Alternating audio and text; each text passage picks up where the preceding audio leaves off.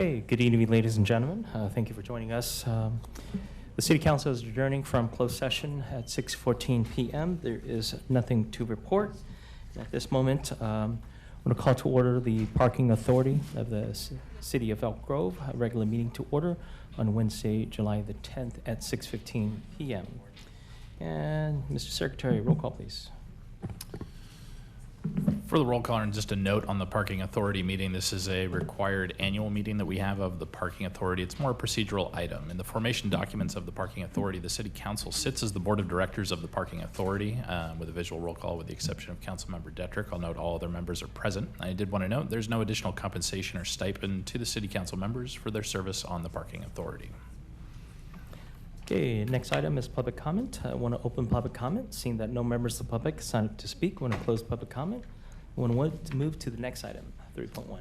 And that'll take us to this one item. It's Section 3, the presentations for the Parking Authority. That's item 3.1, the annual update on the Parking Authority. So the Parking Authority of the City of Elk Grove was formed in 2005. The authority was formed to participate in development and operation of park and ride lots for public transportation and other parking facilities. The authority's bylaws state that the Board of Directors shall hold one regular meeting each July. The Parking Authority had no activity or financial transactions during fiscal year 2018-19, and there's nothing to report. Okay, thank you for the report. Are there any questions? Seeing that there are no questions, I want to open public comment. Seeing that no members of the public signed up to speak, I want to close public comment. And at this point, let's adjourn the Parking Authority of the City of Elk Grove at 6:16 p.m. And let's shift over to our regular City Council meeting. I want to call to order the Elk Grove City Council regular meeting on Wednesday, July the 10th at 6:16 p.m. Mr. Clerk. Thank you, Mayor. This meeting of the Elk Grove City Council will be replayed on Metro Cable Channel 14 on Friday, July 12th at 1 p.m. and Sunday, July 14th at 6 p.m. It is being closed captioned and will be webcast at sacmetrocable.tv. City Council meeting videos are also archived on the city's website at elkgrovecity.org. For members of the audience who may have personal electronic devices, please place them on silent mode during the meeting.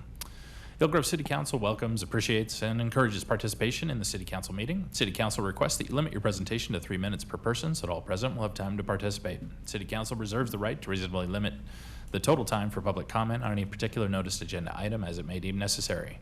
Pursuant to Resolution Number 2010-24, no individual speaker concerning public comment may address the Council for more than 3 minutes.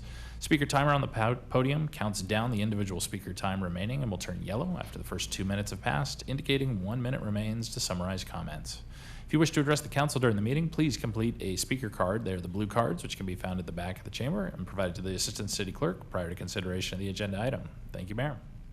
Okay, roll call, please. For the roll call, Councilmember Nguyen. Here. Councilmember Detrick. Here. Councilmember Suen. Here. Vice Mayor Hume. Here. And Mayor Lee. I am here. And next item is Pledge of Allegiance. We have the Chiefs Advisory Committee here, and I'd like to invite a member of the committee, Shirley Lewis, to come up and lead us in the pledge.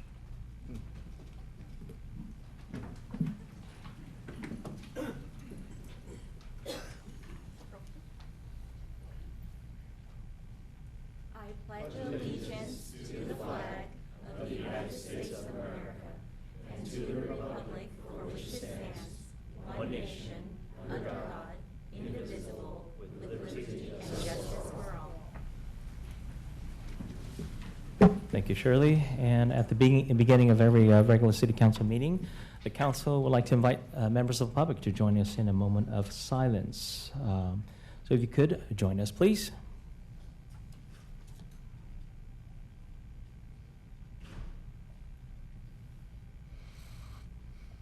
Thank you very much.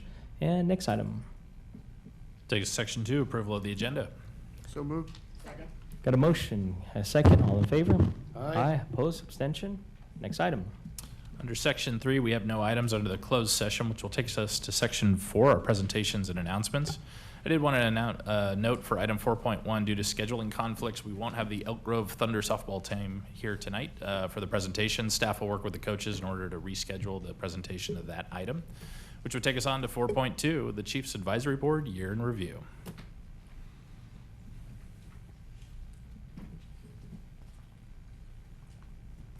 Good evening. My name is Stephanie Zayu, and I am a member of the Chiefs Advisory Board. I'm here tonight to provide you with a brief update on the CAB's activities for our first year.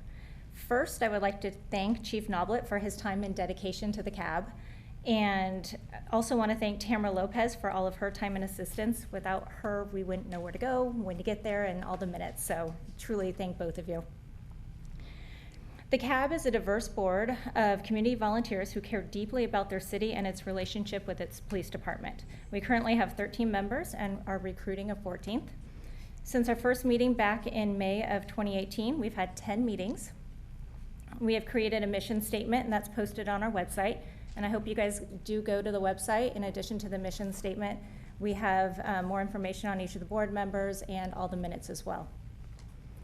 In just 1 year, our CAB members have partnered with the police department and interacted with the community in the following ways. Joining officers on National Night Out, and so we had CAB members go out with officers to different community events. Visited the Elk Grove Police Department open house for individuals with special needs and their families, and I went to that and it was fantastic. It was really great to see the police and families interact in a real genuine way. Attended the new hire and promotional ceremony on November 28th, joined the department's holiday events, which meant we helped wrap presents, and some of the members went out and helped deliver gifts, and attended the department's annual award ceremony earlier this year. Chief Noblet has introduced us to several unique operations within the department, and those include City Manager Jason Berman, who shared information about the city's projects, Professional Standards Commander Jeff Scott, who gave an overview of profession standards, hiring, and internal affairs processes, Investigation Sergeant and Weave Advocate, who discussed victim-focused investigations, the newly created Homeless Outreach Program, and the officer in charge. The Public Information Officer, Jason Jimenez, provided an update on his outreach via social media and goals going forward, and an overview of the Juvenile Diversion Program and programs and services for Elk Grove youth. There have been several major achievements that we feel that we have accomplished this past year. We all have an increased knowledge and understanding of the department and its activities. We have increased communication within the community between CAB members and the department. But I think what we're most proud of is the foot pursuit policy. It came up in a meeting that we had, and there was a lot of discussion. We reviewed foot pursuit policies in other cities throughout the nation and had more discussion, and then it went through the process, and it's now become department policy. Going forward, the CAB, we're lucky enough to work with Chief Noblet for as long as he's here, and we hope to work as closely with the new police chief once they're selected. We hope to continue our education and understanding of the department, and members hope to learn how to use our community connections better to increase community trust in the officers and increased involvement with the department through ongoing partnering with department activities. And that's what we've been doing for this past year. So I'm very thankful that the chief created this board and very happy to be a part of it. I'm available if you have any questions. Thank you. Any questions? Just Councilman? thank you, Mayor. Stephanie, I just want to thank you and all the volunteers for being part of this. I mean, it's a great idea, Chief Noblet, and executed very well. I really enjoy seeing all of you out in the community attending the events, and you guys make great ambassadors for the department. Thank you. Just want to add to saying a deep thank you. It takes a lot of time, it takes a lot of effort, and your willingness to come out and volunteer. I know not the whole board is here, but please share with them our gratitude and their efforts to supporting law enforcement and certainly supporting the chief. So thank you. I will. Thank you. Thank you. All right. Next item. Take us on to item 4.3, which is the new hire introductions and promotions. All right. It's our privilege to introduce to you some of our new promotions over the last quarter and new hires. I think we're going to start with our largest number of employees. That's our police department. Chief Noblet.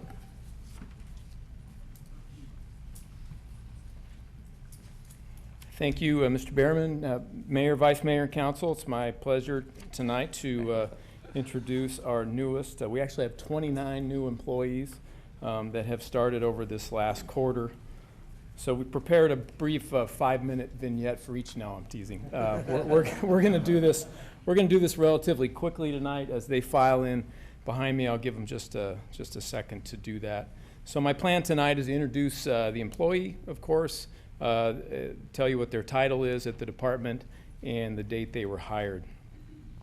Several of the 29 are unable to join us here tonight. I'm still going to introduce them nonetheless. So the first person who started back April 1st of this year, her name is Gretchen Cotter. She is a part-time intermittent police technician. Essentially, she does background investigations for the department. Next up is Officer Matthew Kirby. Where's Matt?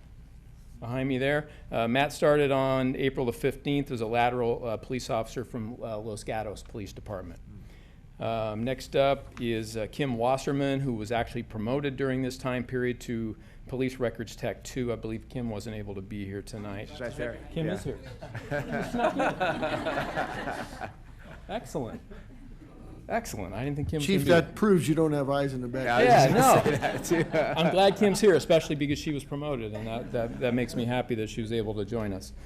Next up, Officer Hannah Gray. There's Hannah. Hannah joins us from the Woodland Police Department and started on April the 29th. Also starting on April 29th was Officer Ricky Lazaro. There's Ricky, came from the Sacramento Police Department, as did his partner, Officer Nelly Mua. There she is, who also started on April the 29th. And then unable to be here tonight is Janae Carroll, who's a police records technician who started on April 29th as well. On May the 1st, we had our first doctor that we've hired, Mary Stice Kishiyama. She's our veterinarian, and she wasn't able to be here tonight, but she's the vet at the new animal shelter. And we hired, as you can imagine, a number of animal services folks during this time period to get the shelter up and running. We also have 4 folks that I'm going to introduce that are currently in the police academy. They're police recruits who we are sponsoring through the academy. They're not able to be here tonight out of fear of being yelled at by their recruit training officers. They are Assam Vigil, Kellen Gomez, Solomaya Murphy, and Matthew Robinson. And then next up, we have Officer Rachel Goodpaster. There's Rachel. Rachel also joins us from the Sacramento Police Department. She started with us on June the 9th. On June 10th, we have Karina Walsh, who is our Animal Services Volunteer and Event Coordinator. We also have, starting that same date, Ashley Elamrani, Senior Animal Care Specialist. I mentioned Matthew. Next up, and unable to be here tonight, is Officer Scott Wethel, who is a lateral police officer from Glendale, down south. He started June the 23rd. We have also Officer Kevin Finkus, who I introduced previously as a police recruit. He has since graduated from the academy on June the 23rd, so he's been promoted up to police officer. Next up, we have Femi Omotesho. Where's Femi? There she is, who was previously a volunteer with our department and now serves as our customer service specialist in animal services. And Femi started on June the 24th. Next is Charlene Castillo. Charlene is an animal care specialist, also began on June the 24th. Next up, Christy Stevenson. There she is. Registered veterinary technician, June 24th. We have Lee Macon. Lee is an animal care specialist, also June the 24th. And Ray Suarez. There's Ray. Animal care specialist, June the 24th. Carlos Rodriguez. There he is. Veterinary assistant, June the 24th. And then we have Julia Fuller, who is a new dispatcher. There she is. Let me move out of the way. She started on June the 24th. And we have Shakira Harper. There she is. She is a customer service specialist, also with Animal Services. She began on June the 25th. And then unable to be here tonight, I don't think John Strotter's here. No. We have Officer John Strotter, just started with us this week, came from the Stockton Police Department. And we have Jennifer Arianis. Is she here? No. Animal care specialist also started this week. And last but certainly not least, Alicia Gonzalez, who is a dispatcher who began this week as well on July the 8th. So those are our new employees for this past quarter. I appreciate once again the opportunity to be able to make those introductions. Thank you. Welcome all of aboard. you. Welcome. Yeah.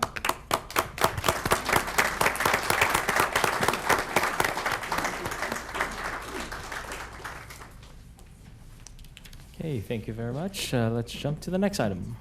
Not quite yet. What? I think we have some more Oh my departments. goodness, I thought that was it.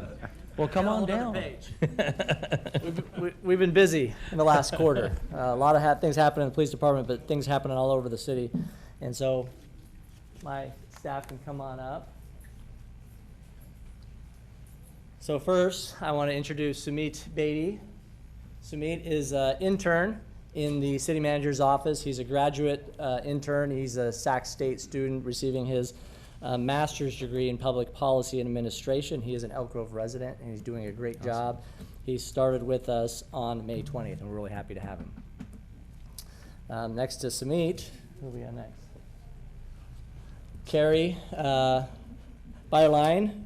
She worked for the city over 12 years, and with us a long time, was executive assistant to the city manager, and recently earned a promotion and is now administrative analyst, also in the city manager's office. I'm really proud to see her progress in the organization. She does have her bachelor's degree in criminal justice, so she continues to move forward in the organization. Really happy for her for that opportunity. And then next to Carrie, we have Vanessa McGill, and she's my new administrative or executive administrative assistant as of April 28th, I believe, yes.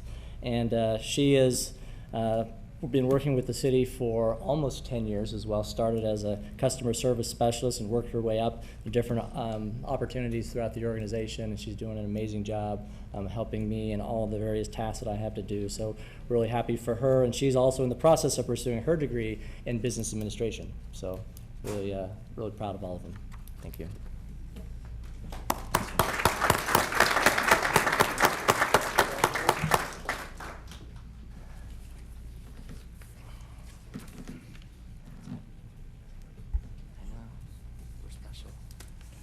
Good evening. I'm pleased to introduce Cambria Pollinger. She's our community center coordinator, and she came to the city on April 16th from the city of Ceres, where she worked for 21 years as a recreation supervisor. Once you get to know Cambria, you will know that she is bubbly, outgoing. She is not shy at all. She has 3 kids, and she loves to camp, so we're really excited to have her here. Welcome.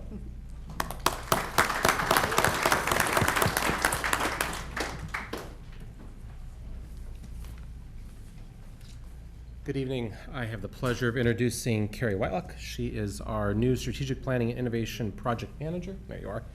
Just a little bit about her. Originally from Mendocino County, she has degrees in International Affairs, Demography, and Urban and Regional Planning, the most recent one. Spent 13 years with the State Department, both stateside and overseas, including the Office of U.S. Global AIDS Coordinator, Office of the Director of U.S. Foreign Assistance, and with the President's Emergency Plan for AIDS Relief, including tours in Rwanda and Cambodia. Since 2017, she's been a research associate at the Oak Ridge National Laboratory, doing research on human dynamics, which is great. She and her family of husband, 2 kids, and 2 dogs recently moved to Elk Grove, so we're really happy to have her. Please welcome her. Welcome.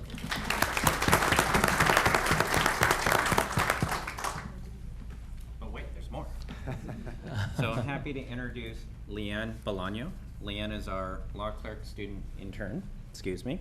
Leanne has a bachelor's degree from UC Davis in environmental science with a minor in political science and global sciences. She's currently a student at McGeorge School of Law, and we're happy to have her here helping us out in the city attorney's office. Welcome, Leanne. Awesome. Welcome.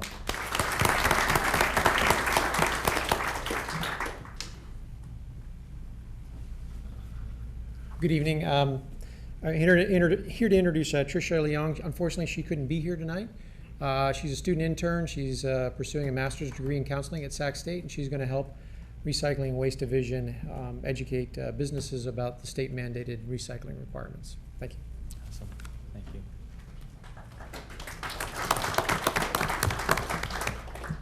Last but certainly not least, I'd like to introduce Ryan Huber. Familiar face. He's been with our PD since 2005 as a police security officer and a community services officer. He started Monday, so we're getting his feet wet in code enforcement. Ryan and his family have been residents of Elk Grove for 15 years, and when he's not spending time with his wife and 2 daughters, he enjoys studying cultural and physical geography topics. Please welcome Ryan to our family. Welcome. All right, that is it, right? Okay, let's move to the next item. That'll take us to section 5, public comment. Public comment. First person to speak is Deborah Sibner. Following Deborah is Lila August. Pardon me? You're up. Thank you. Mayor, City Council, my name is Deborah Sibner. I have been a resident of Elk Grove since 1986. I read this week that the new City of Elk Grove Animal Shelter is now open for receiving lost and stray pets, and that it will be completely operational later this year. I attended City Council meetings to lend my support for the project starting in 2014 when discussions first began about building our own city shelter. I can't believe it's already been 5 years. At that time, I watched the city go through a thoughtful process on how this project would be accomplished, including studies and input from animal shelter professionals at the veterinary school at UC Davis, and soliciting input from citizens on how they would like the shelter to look. And now the shelter is complete and ready to serve the city of Elk Grove. What a great accomplishment. So I come today to thank the City Council and all of the other city officials, city employees, consultants, contractors, and Elk Grove citizens who worked to make this happen. And I especially thank the animal shelter employees and volunteers who put their hearts on the line every time they show up for work. This is a great moment for our city, and I am proud and grateful that the shelter is now a reality. Thank you. Thank you. Next speaker is Lila August.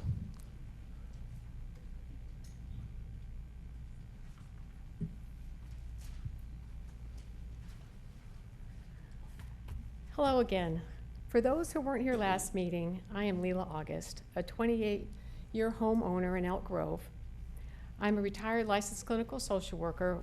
I worked as a mental health therapist at Sutter Health Psychiatric Hospital and their mental health clinic. I'm here today to oppose building 5G antennas in residential areas, parks, and schools, just like many cities across California have, like Petaluma and Mill Valley, the city of Sonoma, and Hillsborough, to name a few. Whereas there have been no safety studies done at all regarding 5G, thousands of studies have shown a variety of serious health risks from 2, 3, and 4G. Not a big leap to question its safety.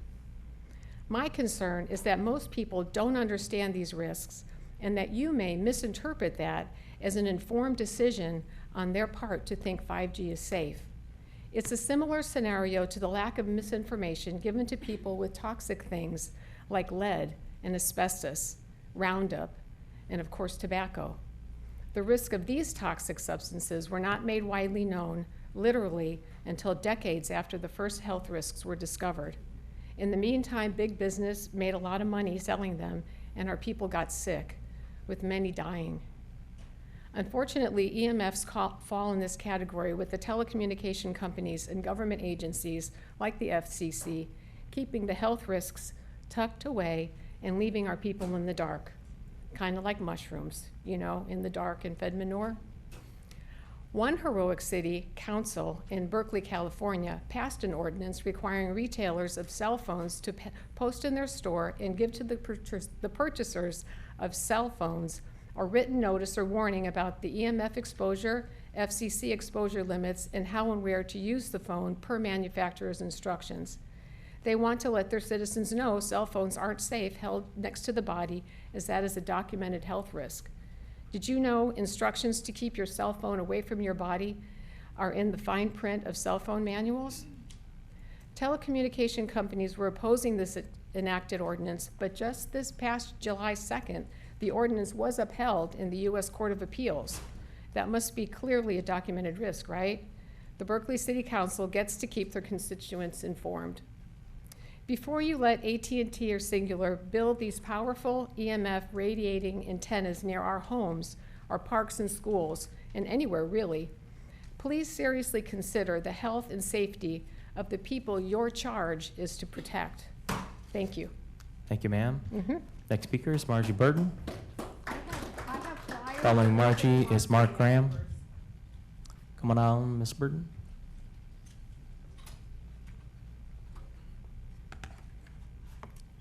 Good evening. I appreciate this opportunity to speak to you. I'm a retired educator from Southern California. I moved here with my family to Elk Grove 7 years ago to be closer to my 12 out of 18 of my grandchildren. As an educator, I've been supportive of technology for many, many years. In 1991, I was just learning about the World Wide Web, worked with a group of parents, educators, and professors from Caltech to lay cable to bring technology to my classroom. As a educator, I worked at LA County Office of Education long before anybody knew what a cybrarian was. I worked as a cybrarian to help bring technology to classrooms, helping teachers to know how to be able to integrate technology. Over the years, I have come to appreciate the things that we've been able to learn from technology, but now I have new information. My husband is a retiree from AT&T. He used to tell me when he would go out to where they lay new cell sites, and he would say, you know, the trees around the cell sites are actually dying. I thought that was interesting. I thought there may be something to what's going on around here. Well, as I've learned more, I've discovered over the years my students increasingly have been diagnosed with ADHD, with autism, with anxiety disorders, and it seems like suicides are increasing as well. I believe these are related to electromagnetic frequencies that are increasing in our environment. As the previous speaker spoke, the fine print of your cell phone tells you to keep the cell phone actually physically away from your body 3 to 5 inches. Very few of us do that because we don't realize the dangers that are involved. But more and more there are studies that have shown that it is increasing. It's affecting our physical and mental health. There are increasing people getting headaches, insomnia, anxieties, impotence, cancer. Untold diseases are there. I'm having difficulty with vision in my right eye. As a result, I hold my cell phone up to my right ear. So I can't really do much about that now. But I think as we learn more about the problems that are occurring with technology, we are wanting to increase in Elk Grove our cell phone towers to greater capacity. I think we're going to be creating a further challenge among our students as they strive to learn. We're going to find untold diseases.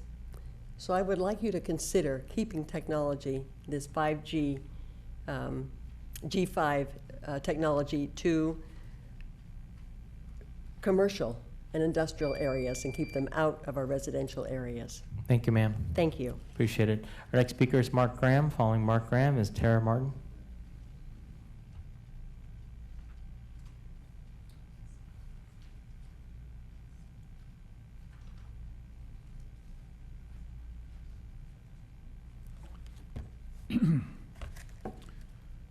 Good evening, Mayor and Council. Mark Graham. I live in Elk Grove. Well, I had a chance to look at the staff report for this item 5.2, which is on the Planning Commission agenda for July 18th. And there are a couple good things about it, but there are a lot that are not good. Before I get into that, I agree with what Leila August said. The city should pass an ordinance, a cell phone right-to-know ordinance, just like the city of Berkeley did. You already know that it's legal. It will withstand legal challenge because it just did. So the right to know about cell phone dangers. Also, regarding the police, I like the Elk Grove Police Department. And I know you're looking for a new police chief. In my opinion, the number one important thing in any police department is the culture. And by that, I mean the beliefs within the department about what law enforcement really is. So as you search for a new police chief, please look for one who, I believe, as Chief Noblet does, believes that it's important to respect the people and respect the law. Very simple. All right. In the most encouraging thing I've found in the proposal is the one that says no small cell wireless communication facility shall be located immediately adjacent to a front yard of any residential dwelling. That seems to say to me that that light pole that's right out in front of my house, and there may be a light pole in front of any of your houses, I don't know, is not going to be the side of a new cell antenna. That's good. But the city can do so much better. There are a couple. I would like to know why we don't have a minimum distance of 1,500 feet between two cell antennas. as some of our other cities in Northern California have done. I would like to know why there isn't a minimum distance between a cell antenna and a home of 500 feet. Now, if you remember what I showed at the community workshop, I believe I showed it. Anyway, according to Chief Executive Officer of Verizon, Lowell McAdam, the range of a 5G cell antenna is 2,000 feet. And that's based on all this testing they did for well over a year in 11 markets. So you could have a cell antenna 1,900 feet away from a home, and because of the way the signal travels and bounces, that home will still get service. That number, that statistic, I think ought to be reflected in the proposed master lease agreement and the proposed code amendment. Also, I finally finished with the questions and answers from the symposium that we had here on June 11th. So you should have received it. I made a nice table of contents so you can read the list of questions that the audience wrote down. There were 25 questions, and you can click on any one of those and go directly to it. And you'll see the answer from all three panelists, which I think is an eye-opener. As I think about, we had a meeting with Commissioner Kevin Spees from the Planning Commission today. Wonderful meeting. First time I met with him. He's a real friendly guy. And as I think about any council member or any planning commissioner, the thing I want to know is, are you going to go to bat for us? And are you going to go to bat for the city's own interests and the city's own powers? It's so easy to just cave in when you're facing the combined financial power of the industry and the legal power of the FCC. Thank you, Mr. Graham. Please go to bat for Our us. next speaker is Tara Martin.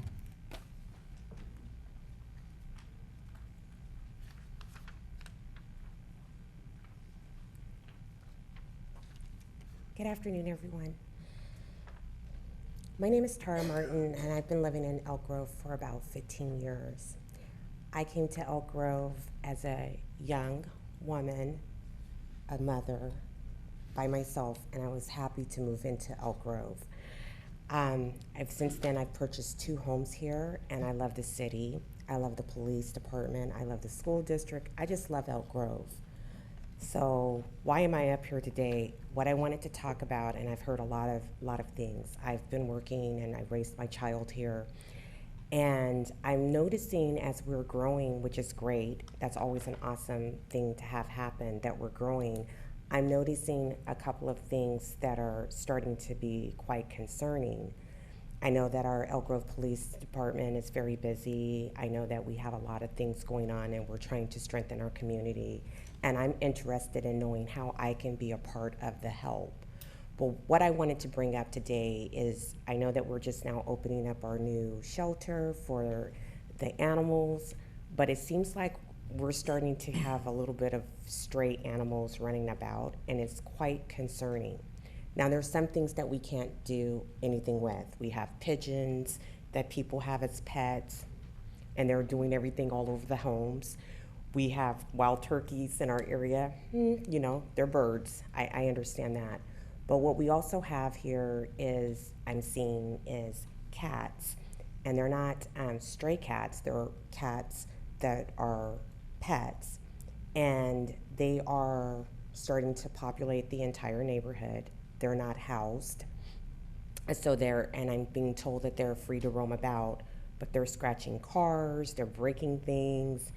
And we're being asked as the homeowner to go out and do all of these things to try to keep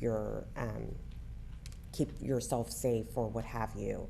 The cats are sometimes bigger than my dog, so my dog is no threat to the cat.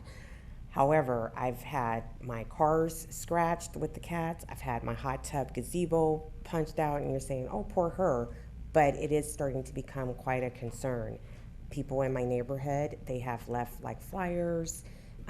We even know some of the neighbors, and we've kind of gone and asked, hey, this is happening, but there's really nothing that we can do. I'm hoping to find out a little bit more, but I think that we need to take a look at our neighborhood, just like we have if we had stray dogs running the street and our children are playing. We also need to be starting to look at the cats, because cats can carry disease, they can scratch, they can do a lot of things too. So I just wanted to kind of bring that to you guys' attention and learn what it is that I can do to kind of assist, because this is becoming a very big problem. And if we don't do something, it's going to be pretty bad. Thank you. Thank you, ma'am. Chief, do you want to chime in on that?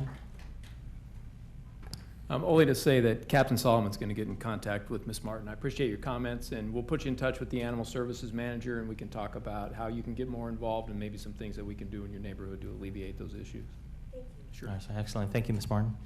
All right, next item. Take us on to section 6, general administration info. All right, a few items to note. First of all, the Chief of Police recruitment update. Things are going well. The position closed this past Monday, the end of the day. We received 23 applications. Our community survey also closed on Monday with 207 responses submitted from community members sharing the qualities that they would like to see in the next chief, which is a great response. Staff will be reviewing the resumes on July 29th with our recruiter, and we anticipate interviewing approximately 6 to 7 candidates in early August. We're also in the process of establishing several different panels to help participate in the interview process. Over the 4th of July holiday, Elk Grove Police Department received 264 calls regarding illegal fireworks versus 297 calls the prior year. There were over 225 pounds of illegal fireworks confiscated, and approximately $3,000 in administrative citations were issued, including 1 misdemeanor arrest that was made. As has been previously mentioned, animal shelter staff has now begun accepting lost and abandoned animals at the new animal shelter. The shelter is not fully open, is not accessible to members of the public, but as our staff finds the animals, they are taken to the shelter for housing, and then they are able to be reunited with their owners here at the police station. We hope to be able to open the facility fully to the public over the next couple of months, but we are operational and can being able to provide that service to our public.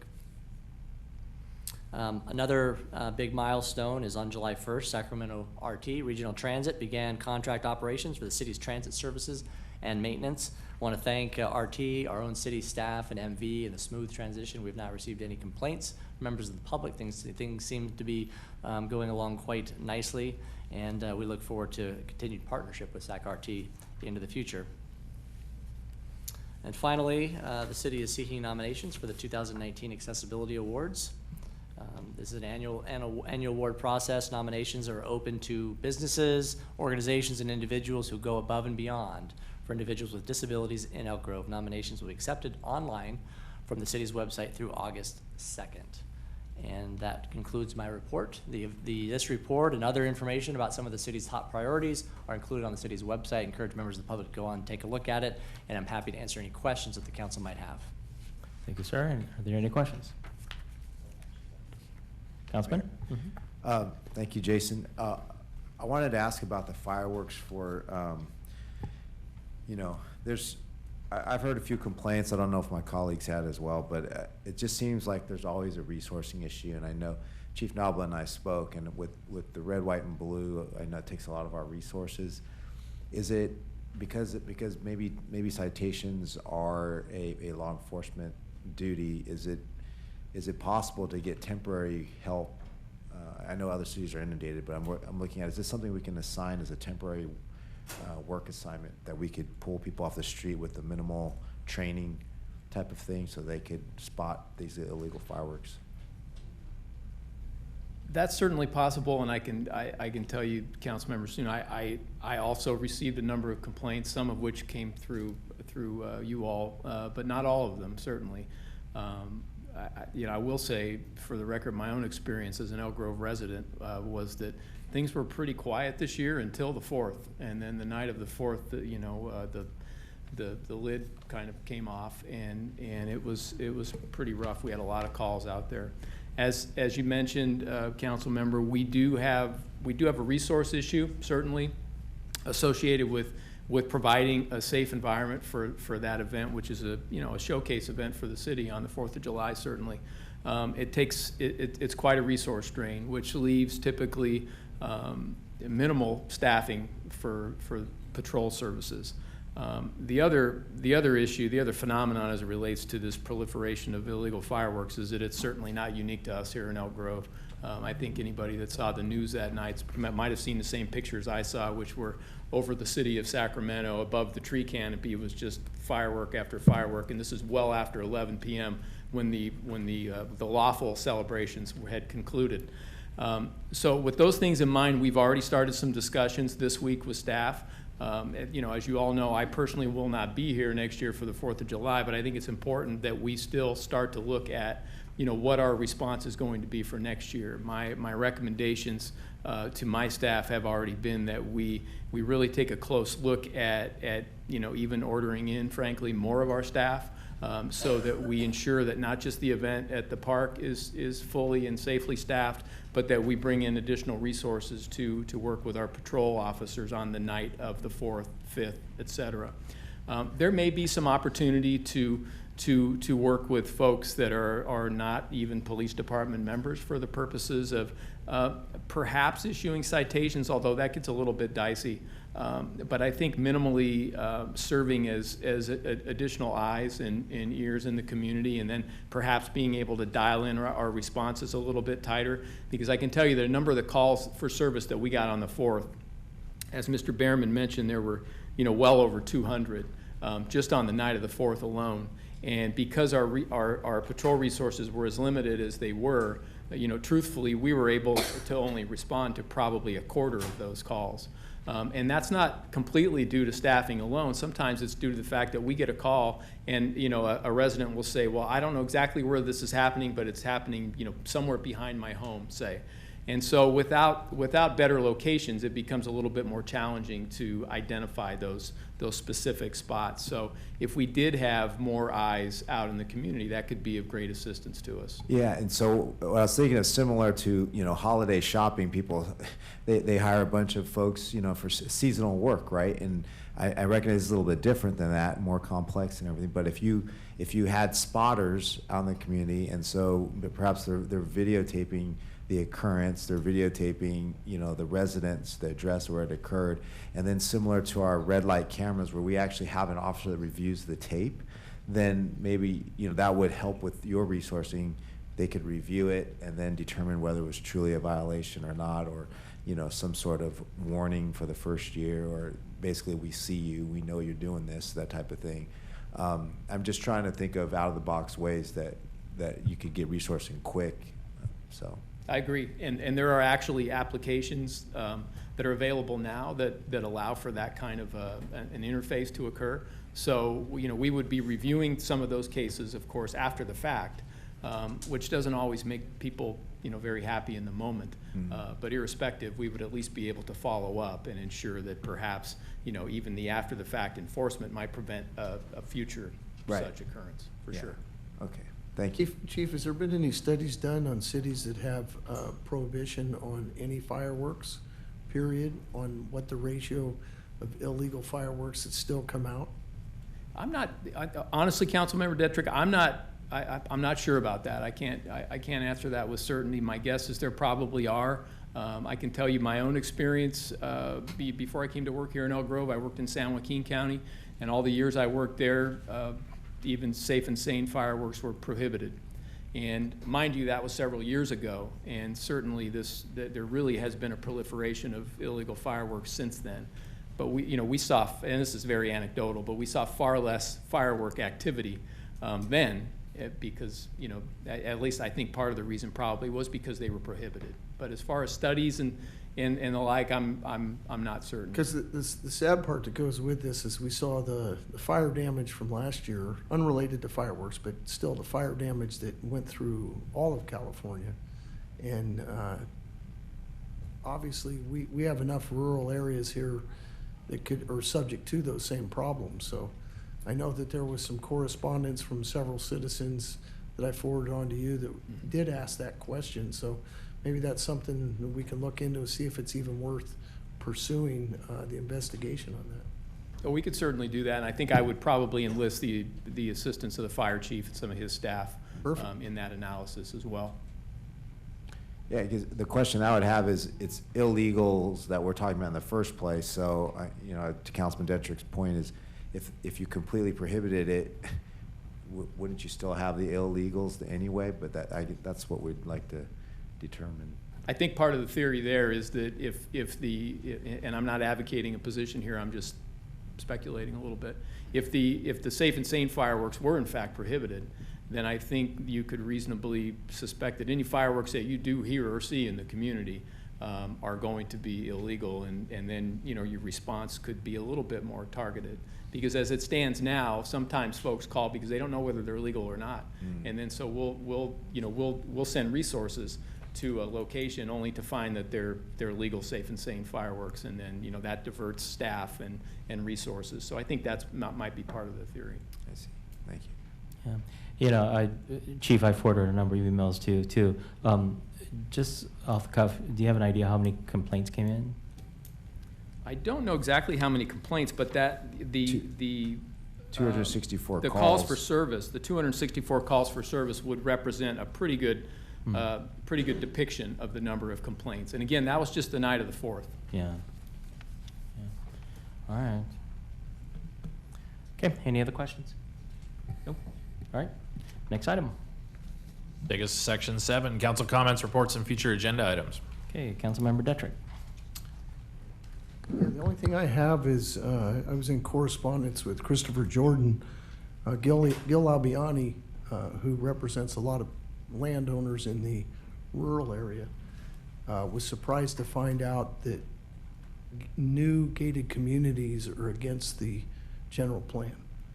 And I would like to see if we had consensus from the council to bring back as an agenda item to review that policy, whether to be able to have gated communities in the rural area. Is there support to bring that back? Yeah, sure. Okay. Yeah. Thank you. Okay. All right, Member Nguyen.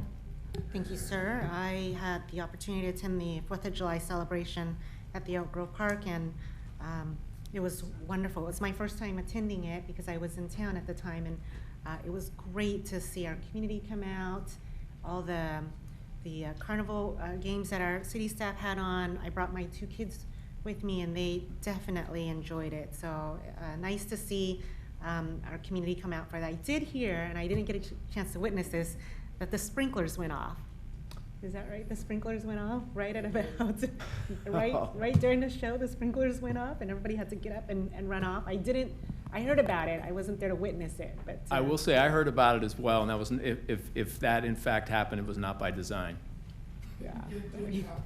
It did happen? Yes, it did. So hopefully next year we can work with CSC to figure that out, because folks were enjoying the show and suddenly the sprinklers all across the park just got it and went off. So I think the grass was too wet then for folks to even come back and enjoy it. That was intended to be a multi-sensory experience, really in 4D. There you go.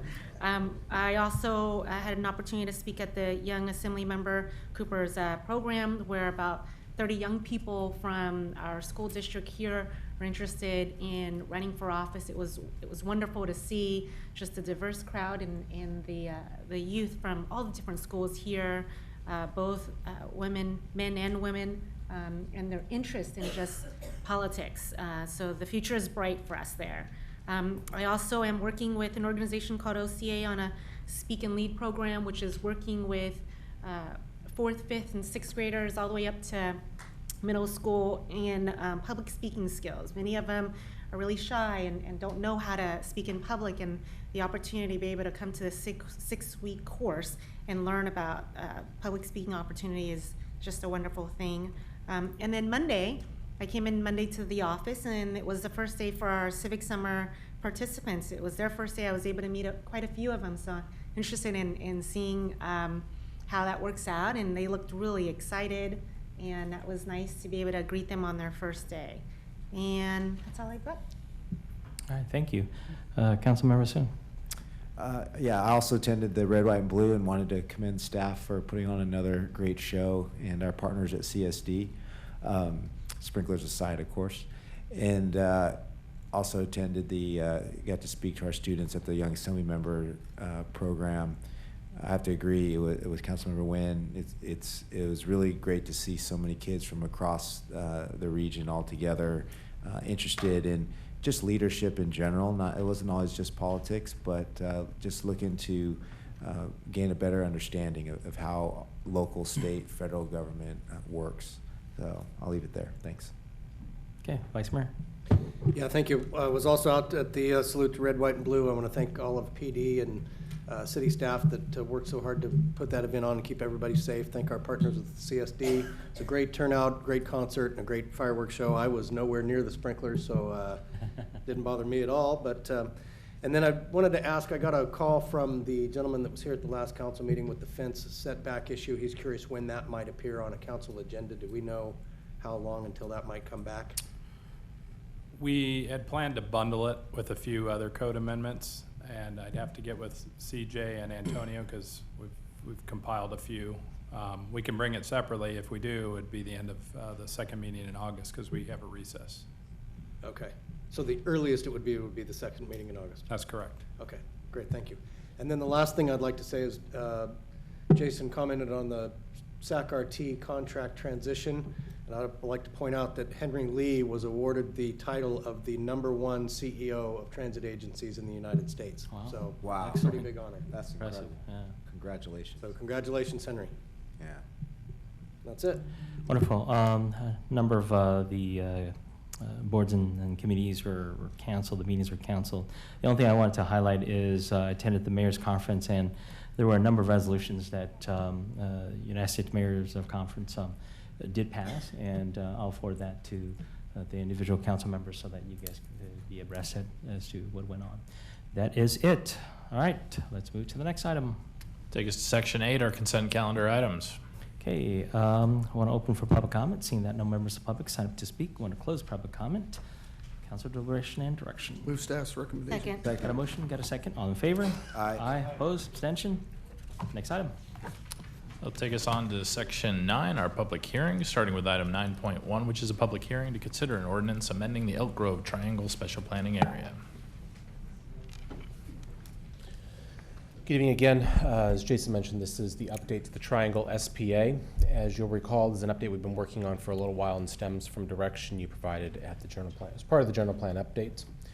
These updates look at land use changes and a couple of the development standards related to those. A little bit of background: the area is bounded by Bond Road on the north, Bradshaw Road on the west, and Grant Line Road on the southeast. It's bisected by Elk Grove Boulevard. Historically a rural character area prior to the under county regulations and then city approvals. It allowed for 1-acre subdivisions, predominantly along the Bond Road corridor. In 2003, the city's first general plan identified 4 residential lots of 1 acre in size and 40 acres of commercial within the plan area. And the SPA was first adopted in 2004 to reflect all of that and provide zoning regulations. During the general plan update, which was completed earlier this year, there was a number of discussion points regarding infrastructure obligations, surrounding densities and land use considerations, and ultimately council direction to move forward with amendments to the triangle. The process to date has included a number of public workshops, which are outlined here, as well as Planning Commission review in December of last year, and some review and refinement by the council in a discussion in January of this year. So your latest direction to us was to focus on the area north of Elk Grove Boulevard remaining with a minimum 1-acre lot size. The area south of Elk Grove Boulevard would include 1/4 acres or 1/4 acre lot sizes for the first 450 feet of depth from Elk Grove Boulevard, and then south of there, 1/5 of an acre lot sizes. Berming would be provided along Elk Grove Boulevard and Grant Line for the portion north of Elk Grove Boulevard as a way to attenuate roadway noise, contain that from new residential development. Walls within landscape corridors would be provided along Grant Line south of Elk Grove Boulevard as well as along Bradshaw Road, consistent with the former East Elk Grove specific plan. And development on sites of 1 acre or less would be limited to single story in height. So this is what that land plan ends up looking like. This grayish blue color is all the 1 acre lot sizes consistent with the existing plan. This light greenish turquoisey color is the 1/4 acre lots for the first 450 feet. And then the beige color is the 1/5 of an acre lots. The blue hashing is the commercial overlay, which is in the existing SPA, and there are no changes proposed there. The green work, either the dashed and solid, would be berming conditions. based upon the land uses and what development would occur, and then the gray lines are the masonry walls with the landscape corridors. Some of the other amendments in the document to highlight for you, we've done updates to whole sections based upon the changed conditions and the environmental circumstances, given that the document's being updated from a 2004 condition. The administration section has been updated with corrected references. We've added a requirement for a 4/5 vote of the council for any future amendments to the SPA. So after this amendment, if there were further considerations, both land plan or text-based, it would require a 4/5 vote of the council. We've added new discussions on roadway design and provided cross-sections for all the roadways throughout, both the arterials and the local system. There's also a new section on the development process and approvals for new subdivisions and development that would occur in the area. Essentially, it requires public outreach and engagement with residents and property owners in the area prior to consideration at Planning Commission or City Council. And then lastly, the allowed use and development standards have been updated throughout to reflect our citywide zoning code requirements and definitions. We've also added in development standards for the 1/4 acre and 1/5 acre lot sizes in the code and all the various pieces that go with that. Lastly, on the subject of environmental review, this was all covered in the general plan EIR. The revisions that we're proposing are consistent with that analysis and no further review is required. All subsequent development will be subject to its own project level review at the time that project comes forward. So the recommendation from both staff and the Planning Commission on a 5-0 vote is finding no further environmental review is required, conducting the first read and adopting the updates to the Triangle Special Planning Area. Concludes my presentation, available to answer questions. Any questions? No questions. Thank you, sir. Thank you. All right, at this point in time, I want to declare public hearing open. I want to open for public comment. I see one speaker signed up to speak, Leon Rowland.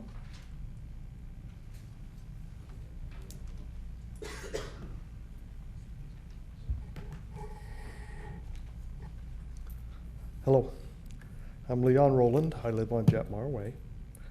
I've been a resident there for 37 years. To start with, Mr. Dietrich, Gil Albiani was part of the negotiations years ago to make the Triangle area 1 acre parcels. And he agreed, along with all of the planning commissioners, that there would be no more gated communities in the rural area because of Van Ruden and Kalapala, whatever that is, estates, that the county of Sacramento approved before we were a city. So there was to be no more gated communities. Most of the illegal fireworks that I saw this year came from the gated communities that I was talking about in my area. Now then, let's talk about drainage. Jetmar Way was put in many years ago. All of the 5 acre parcels that are on Jetmar Way that are now zoned 1 acre parcels were 10 acres. Toby Johnson wanted it 5 acres. They went ahead and did that. They split them without regrading. There is no easements in between the properties for storm drain. Jetmar Way was put in and the culverts were put on top of the ground. In other words, the invert or the bottom of the culvert across from my property is higher than my property. So where does the water go? Mr. Rowland gets it. So do some other of the people off of Jetmar.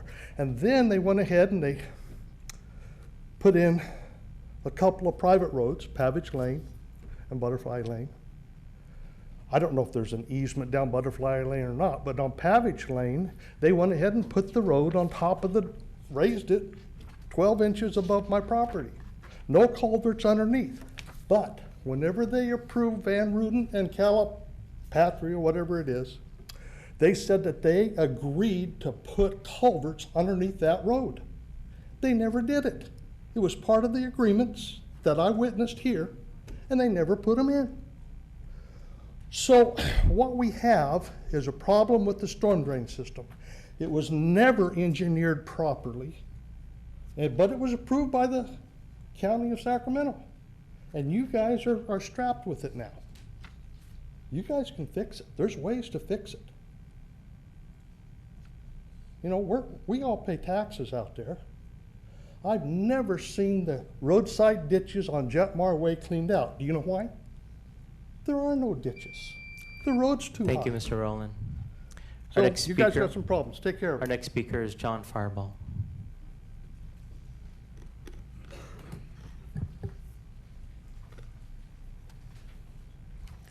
Good evening, Council, Mayor, Vice Mayor, and Council members. My name is John Fireball. I'm a resident of Jetmar Way for about 34 years.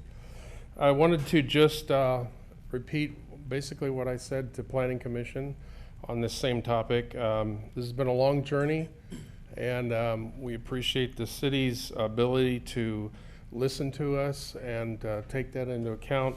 And although maybe this compromise isn't considered perfect by all, we fully support it as members of the Triangle Community Group and members of that area, Jetmar Way, generally speaking.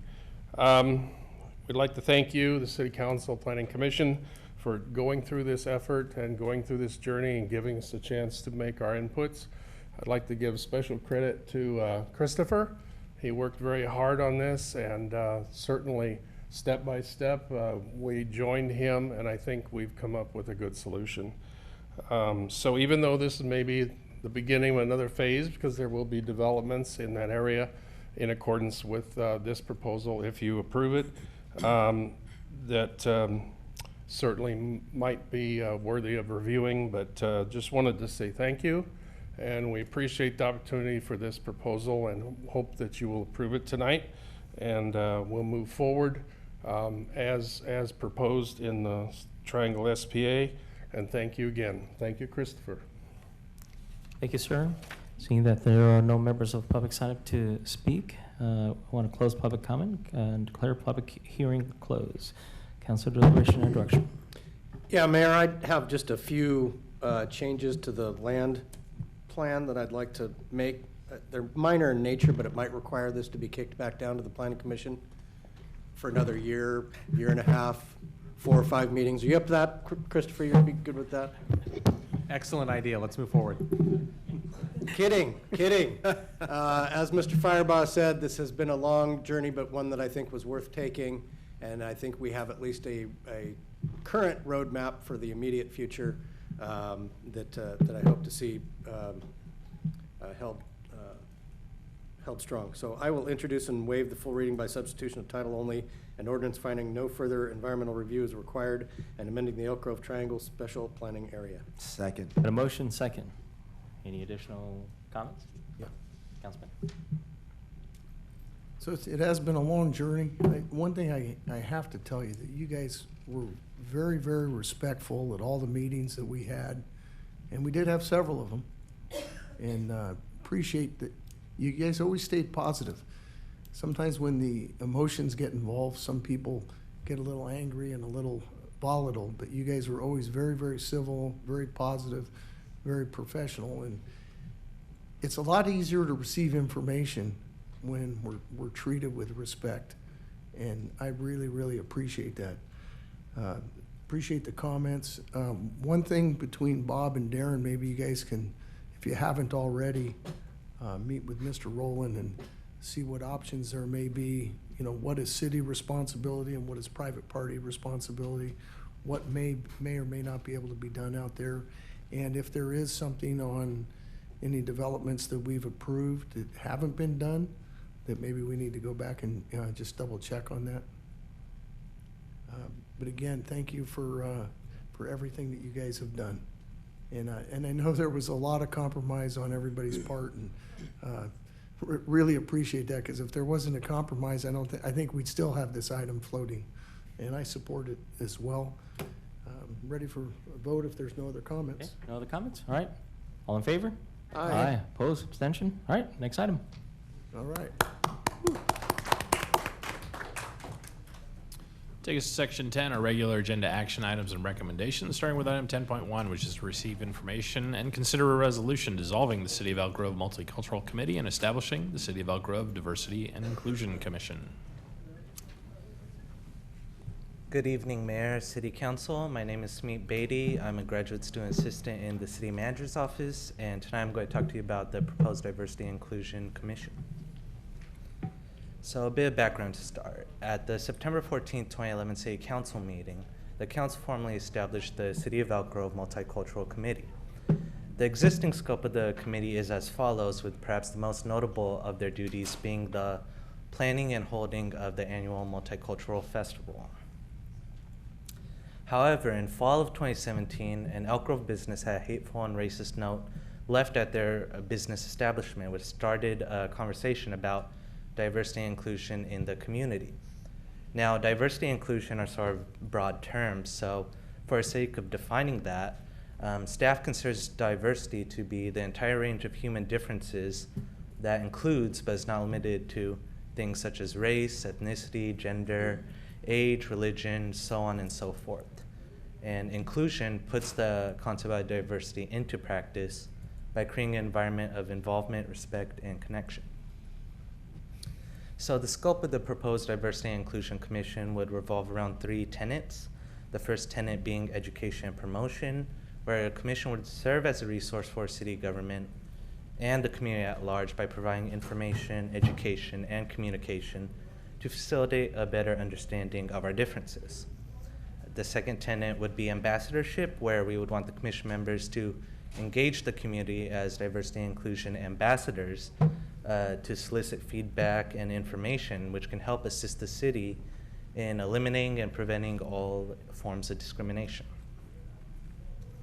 The third tenet would be council feedback, where the commission would provide recommendation and advise the council on the best practices the city can make to go forward with the goals of recognizing diversity and inclusion. So in that regard, staff has a 3-point recommendation. The first recommendation being that the City Council formally dissolve the Multicultural Committee and subsequently establish a Diversity and Inclusion Commission. The second point would be for, second recommendation is to retain existing appointed committee members desiring to serve on the commission and have them assume these new roles and responsibilities. And the third recommendation would be for the commission to work on establishing new appointment recommendations with diversity membership in mind for future appointments. With that, I'll conclude my presentation, take any questions you may have. Thank you. Any questions? There are no questions. Thank you. Yeah, excellent. Thank you. Great job. Thank you. Not bad for your first time, huh? Thank you. At this point, I want to open for public comment. I have one member of the public sign up to speak. Gurjitendra Randhawa.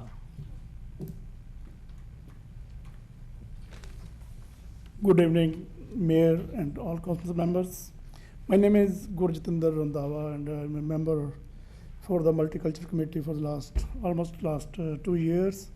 So I'm here to thank all the council members, especially Mayor, that you are, there is a proposal to convert the Multicultural Committee to the, I would like to thank Mayor and all council members to consider a resolution to dissolving the City of Elk Grove Multicultural Committee and establishing the City of Elk Grove Diversity and Inclusion Commission. This will be the better option to work for the community. We may have different religion, different languages, different color, skin, but we all belong to one human race. Together we can do great things. There is no religion better than love, no color better than color of happiness, and no language better than the language of compassion. So at last, I appreciate once more time that this is a good for all our community in Elk Grove City. Thanks. Thank you, Mr. Randhawa. Appreciate it. Seeing that there are no additional speakers, want to close public comment. Council deliberation and direction. So, go ahead, Councilor. Mayor, I just want to thank Mr. Randhawa and the rest of the now hopefully soon to be commission for their work and volunteering.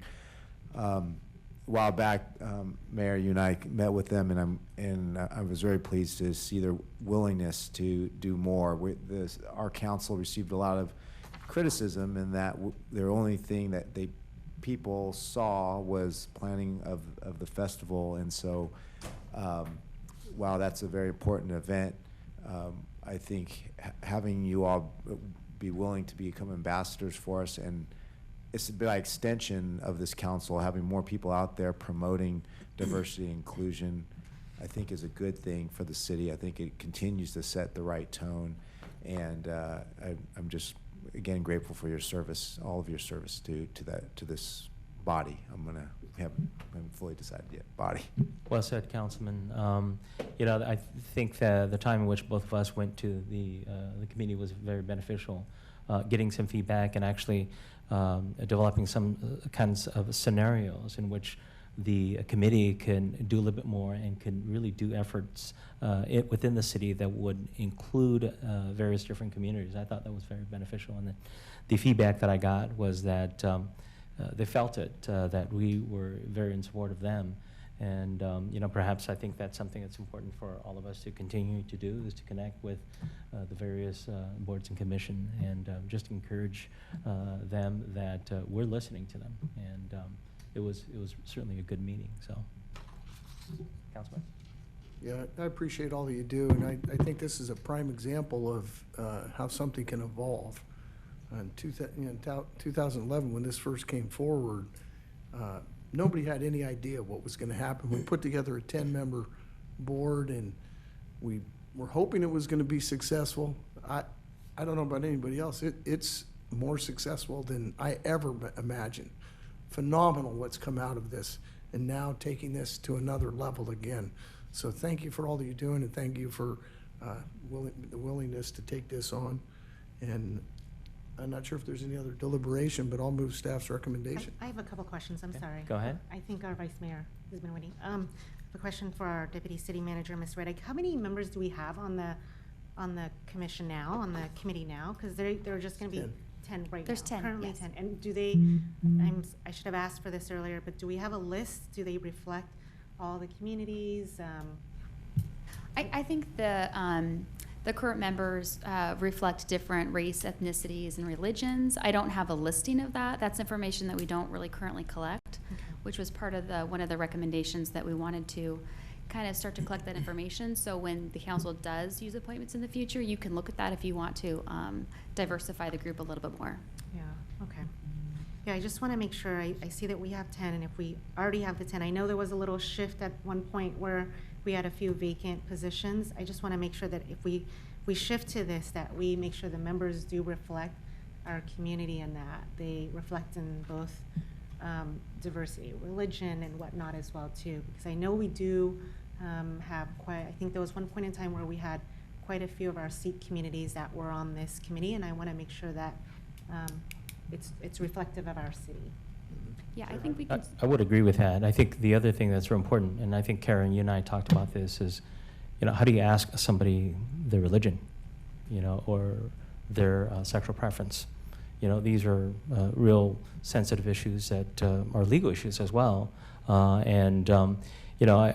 think what I don't want to do is jump to conclusion that just because people look alike, they're all from the same background.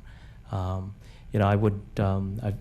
hear what you're saying, council member, and I think it's really important that we have to have a diversity, team that looks inclusive.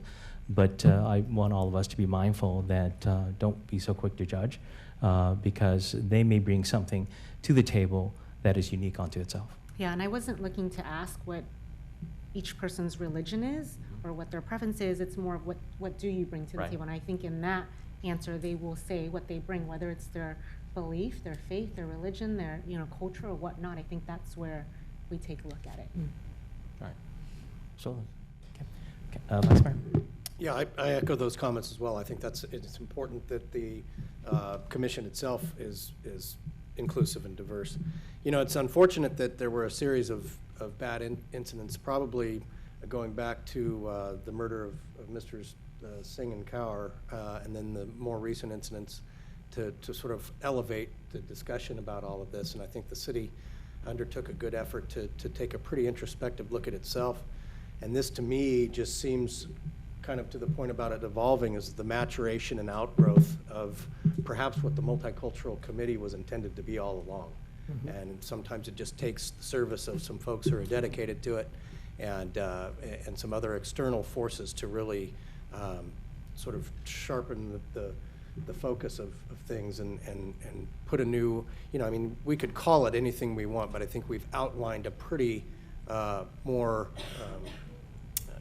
direct product that we're looking to get out of this commission. And so I support its change. I'll second the motion. And I think the additional thing that I'm happy to see, the recommendation was to keep the existing committee, not dissolve one and start a new one with new members, because that would be kind of, in my opinion, an insult to those volunteers. So really happy that the recommendation was to keep the existing 10 team members and just change the name, not the committee itself.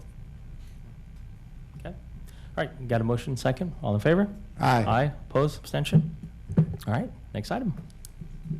Take us to item 10.2, which is to receive information and provide direction on the City Residence Guide project.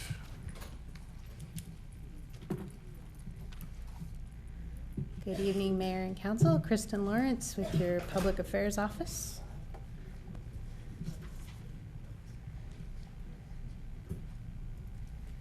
And tonight we're bringing back and providing an update to a project that has been a few months in the making. But back in April 2018, you guys received an amazing presentation from our city clerk, Jason Lindgren, that outlined our government structure and a lot of things that people don't necessarily know about the city. And as a result of that, you had asked us to take a look at creating a marketing and education campaign. We came back to you in August 2018 and asked you to indulge us in trying something new and working with our Office of Strategic Planning and Innovation to approach the project a little bit differently. And what we focused on was a human-centered design approach. And our staff has been working on this for several months now. I want to introduce some of the folks because they're in the room. Lupe Murrieta is our graphics and multimedia program manager. And next to her, you see her at all of our meetings, Krista Lumry, our multimedia specialist. And not in tonight's chambers, but I know she's watching online, is Jordan Haynes, our graphic designer. So this has been our team that has been working on the Residence Guide with the assistance of our Director of Strategic Planning and Innovation, Christopher Jordan. We've conducted several tests and interviews and created a prototype, and we're here to share our results with you tonight. So I'm going to take you back to your days of high school where you had to go and consider problems through the scientific method, if you will, because that's kind of what the Bloomberg methodology asks you to do. So you have to describe a problem, you have to create a hypothesis, test it, draw conclusions, and refine your hypothesis. So in this case with the Residence Guide, our initial problem statement based on what we had heard was that people didn't necessarily understand the local government structure, and it is a little different in Elk Grove, not being a full-service city. And people do not know how or where to access some of their local resources. We also came at this project with a few base assumptions, and those included that people would want to know how their government works, that the concerns that they have could be addressed with information and education. Information is not easily accessible currently, and most people don't necessarily know the difference between the city, CSD, county, the school district, and the various other service providers that serve the community. Our target audience, if you will, our project stakeholders, those folks that we thought would most benefit from this kind of project, were new and prospective residents and established residents mostly. And then we had these ancillary beneficiaries, real estate agents, brokers, and our other supporting agencies.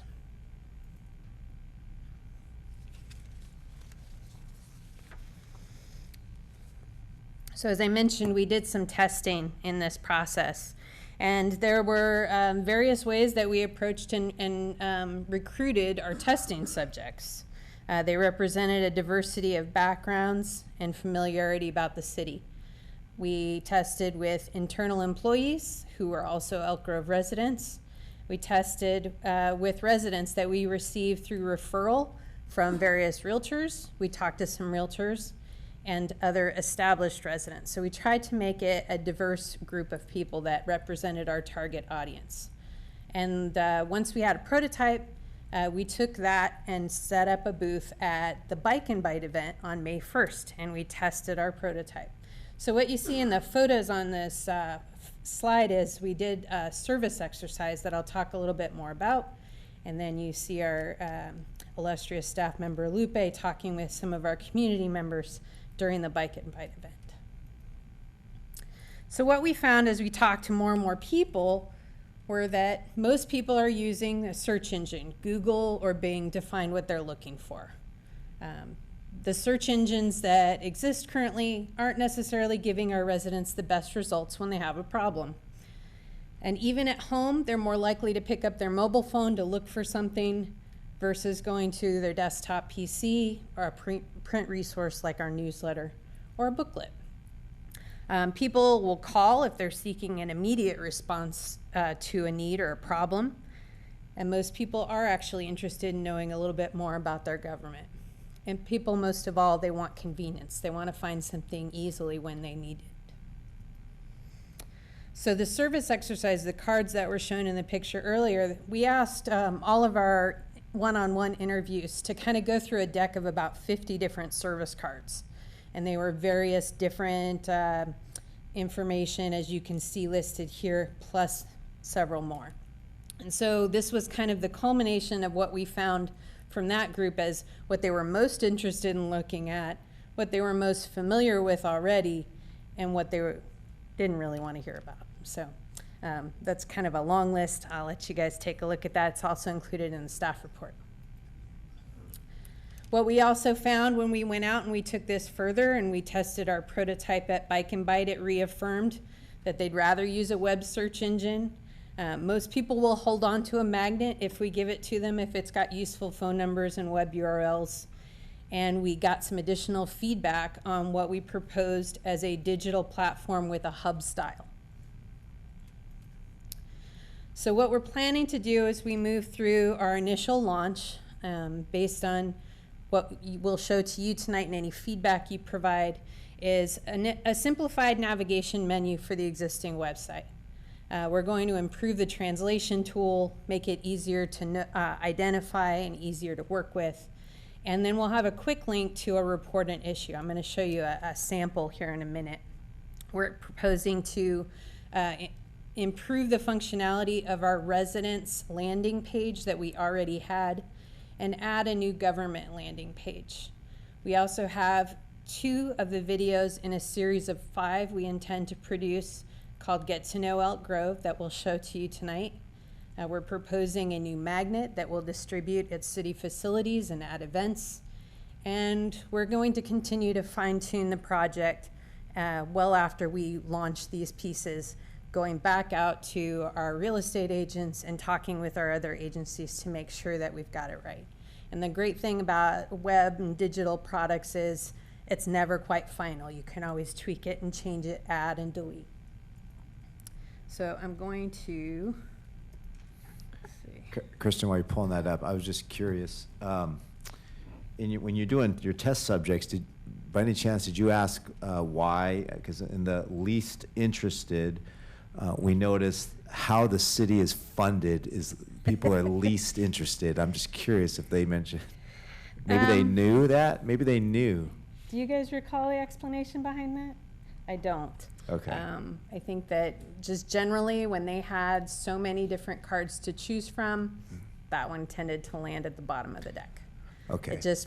It's kind of like when we try to recruit people to, no offense, Brad, our budget workshops. You know, people just, they assume that you guys know what you're doing, that you're going to budget appropriately, and that staff knows what they're doing. I don't know that they're always so interested in the funding part. So. I'll save it for later. Thank you. So as I mentioned, I wanted to give you a look at what we're proposing to do with the website. So based on what we'd heard from the council and what we'd heard from our various contacts is we were adding a government page and we're streamlining the navigation bar. So this is a little different than what you currently see if you call up our website now. What you'll notice is an addition of this report and issue quick link. You can go in, there's online forms where they can quickly report a problem, and it connects through our Ask Elk Grove and our Track It platforms to try and resolve it quickly. It actually looks bigger, I think, on the screen when you're using it, but yeah, this image is a little tiny. We can take a look at that. Also, as you can see, we're adding a new government tab, so when you click on it, this is what you would get. And all of this information is based on the data and the analytics that we received as to what links are showing up on here. So the top 3 is based on what we know from our website analytics are the most frequented for our government pages. And then, as I said, we try to create a hub style experience, so it's not just about City Hall, it's about Elk Grove. And so a lot of what is currently on our City Hall platform has been carried over to this, but so has a lot of our other local agency quick links. So this is based off of a sample that we had appreciated from the City of Los Angeles. And there will be additional refinements to this. A widget with some of our videos would show up down in this bottom right corner. So this is the proposed new government page. I'm going to move out of that and show you the residence guide.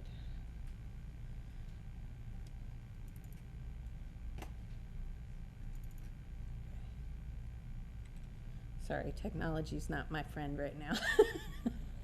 Okay, so much like the government page, you've got the report and issue, the translate. That would be consistent throughout the site, is that you would see that. But our residence guide page is a little bit more quality of life oriented, and it's dividing the various topics based on what we know from analytics and resources that our respondents had indicated that they are looking for. Education's got, for instance, not only Elk Grove Unified, but college links as well, libraries and such. Okay. Next, I'd like to show you 2 of our videos. Both of these are about 1 minute in length. They're intended to be used on the website and on social media as an education tool. Our young city is over 174,000 strong and growing. But how are decisions made for the city, and who provides the services that affect our quality of life? Working together, the City of Elk Grove, the Elk Grove Unified School District, the Cosumnes Community Services District, and a variety of utility providers work together to make our great city run smoothly. Do you know your city? Watch more of this series and get to know Elk Grove.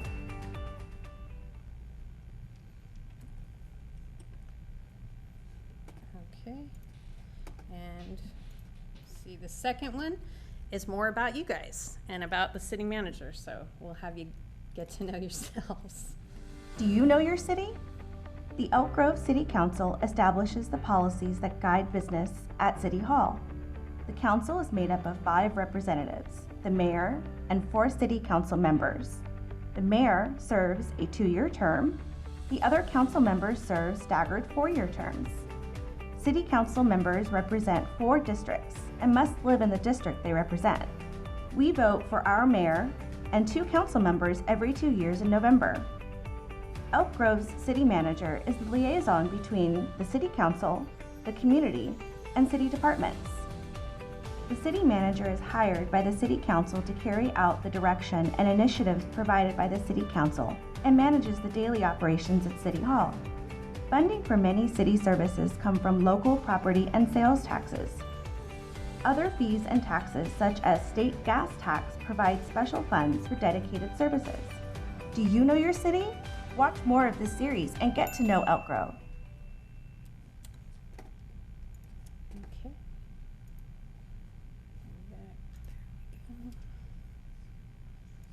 So as I mentioned, those are two of what we anticipate being a series of 5 to start.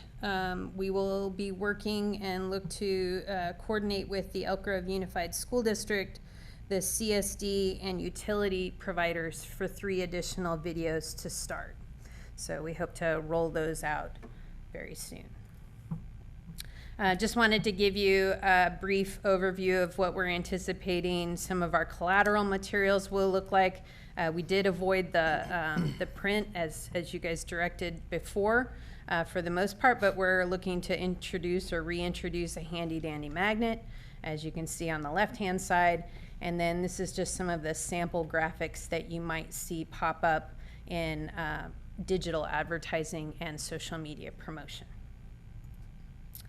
So over the second phase, what we're anticipating, those things would happen between the next 2 to 4 weeks, and then the phase 2 over the next 9 to 12 months, because it's a little bit more involved. We want to do more to improve our search engine optimization. So if you're going to Google and you're looking for something more specific, it's going to have an easier time finding it. And based on our analytics, we found that the code enforcement, transit, and recycling and waste pages are the ones within our site that are most frequented and most popular, and people are looking for answers off of those. We want to work with those departments to improve the content on those pages and make them easier, more searchable. And we would then apply similar treatment to our other department pages in the future. So those are our first 3 we're looking to tackle in this next cycle. All of these improvements are intended to be optimized for the use of mobile devices, since we've found that most people are going to that first. And then we're looking to follow up with these other organizations, our partner agencies, and real estate groups. But all of this information is pushing out information. It's one-sided. It's not a conversation. And so we're also looking to work with the Department of Strategic Planning and Innovation to evaluate and test some tools that allow us to gather more public input. That means looking at the OpenGov material or platform that we already have to use that better, to use it wiser, and integrate that more within the work that the departments are doing to conduct outreach. And then also a pilot project potentially for a company called Zen City. And Christopher has a little bit more information about them. But essentially they are already being used by folks like West Sacramento and the city of Corona to collect public comments from social media platforms. And this tool would allow the city to see public sentiment already being shared online without requiring direct submittal to the city. Strategic Planning is proposing to conduct a 1-year pilot program for that.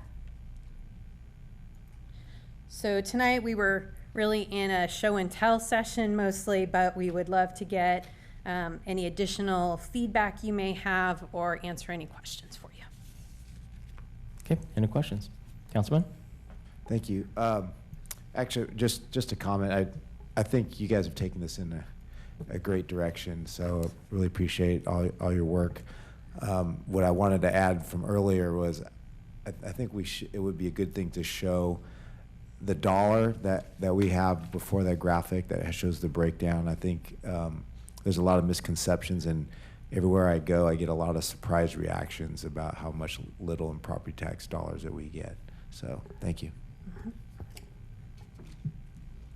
I just want to say I think both the government page and that first video of how it's inclusive of the other agencies to really sort of get people into thinking that we're all on, serving one community, several agencies serving the same community, and to have the links to the other resources on our page, I think is really a great one-stop point of entry for the residents.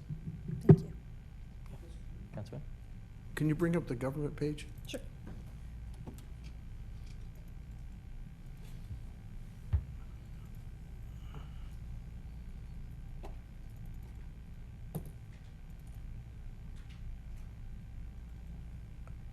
I see the, like under job opportunities, I see CSD and that, but where do you have do you have the other links for the other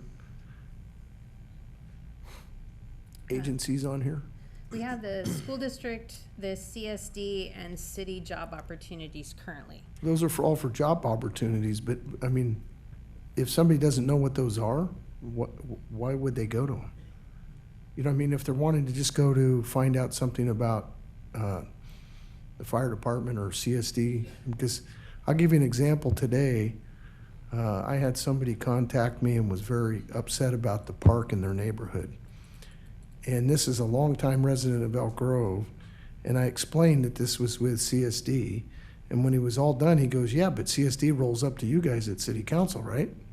And I said, "No, they have their own board and their own general manager." And so, I mean, if somebody's looking for job opportunities, they have that, but I don't see where, you know, all the agencies that serve Elk Grove are listed here.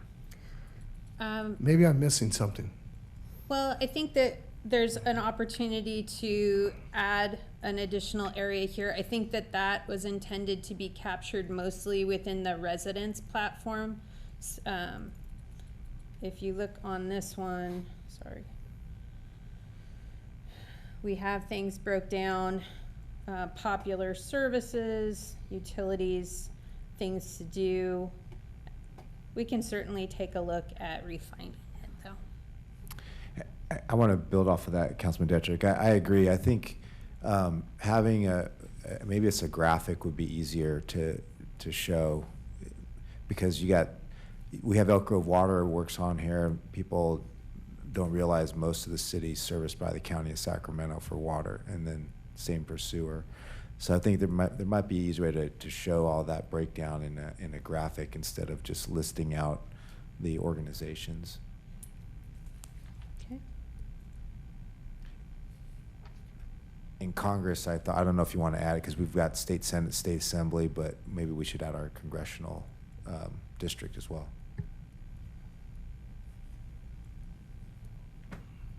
Thank you.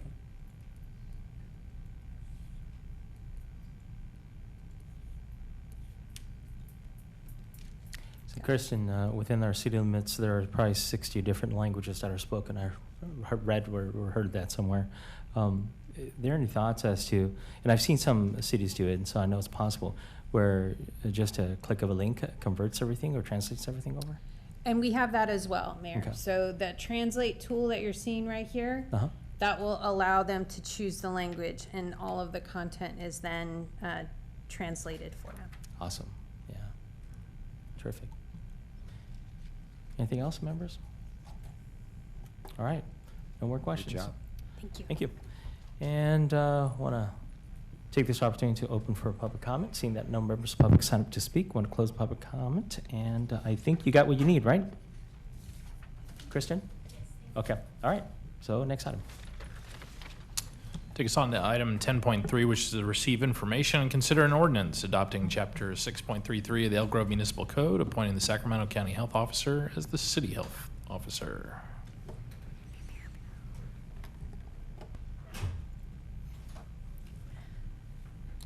Good evening. My name is Chelsea Mejia, and I'm the Deputy City Attorney. I'm here to talk to you tonight about an ordinance that would add a chapter to the municipal code to appoint the Sacramento County Health Officer as the City Health Officer. Health and Safety Code Section 101460 requires the city to have a health officer. The municipal code is currently silent on this matter, so the purpose of this ordinance is really to align the municipal code with the existing state law. So the authority language we included in the proposed ordinance really mirrors Health and Safety Code Section 101375. Essentially what it does is give the city health officer the authority to enforce and observe orders, quarantine regulations, and statutes concerning the public health. In addition, in emergencies, the city health officer would be authorized to take preventative measures necessary to protect and preserve the public health from any public health hazard. The current Sacramento County Health Officer is Dr. Olivia Kasiri, who was appointed in 2012. Prior to serving as a Sacramento County Public Health Officer, she served as the El Dorado County Public Health Officer. She also has well over 25 years of experience in the healthcare industry. Staff's recommendation tonight is that the City Council introduce and waive the first full reading by substitution of title only, an ordinance adding Chapter 6.33 to the Elk Grove Municipal Code to appoint the Sacramento County Health Officer as a City Health Officer. Before I conclude my presentation, which I think I just did, but Dr. Kasiri is here, and she's wanted to make a brief statement to the council. And following her statement, both Dr. Kasiri and I are here to answer any questions you may have.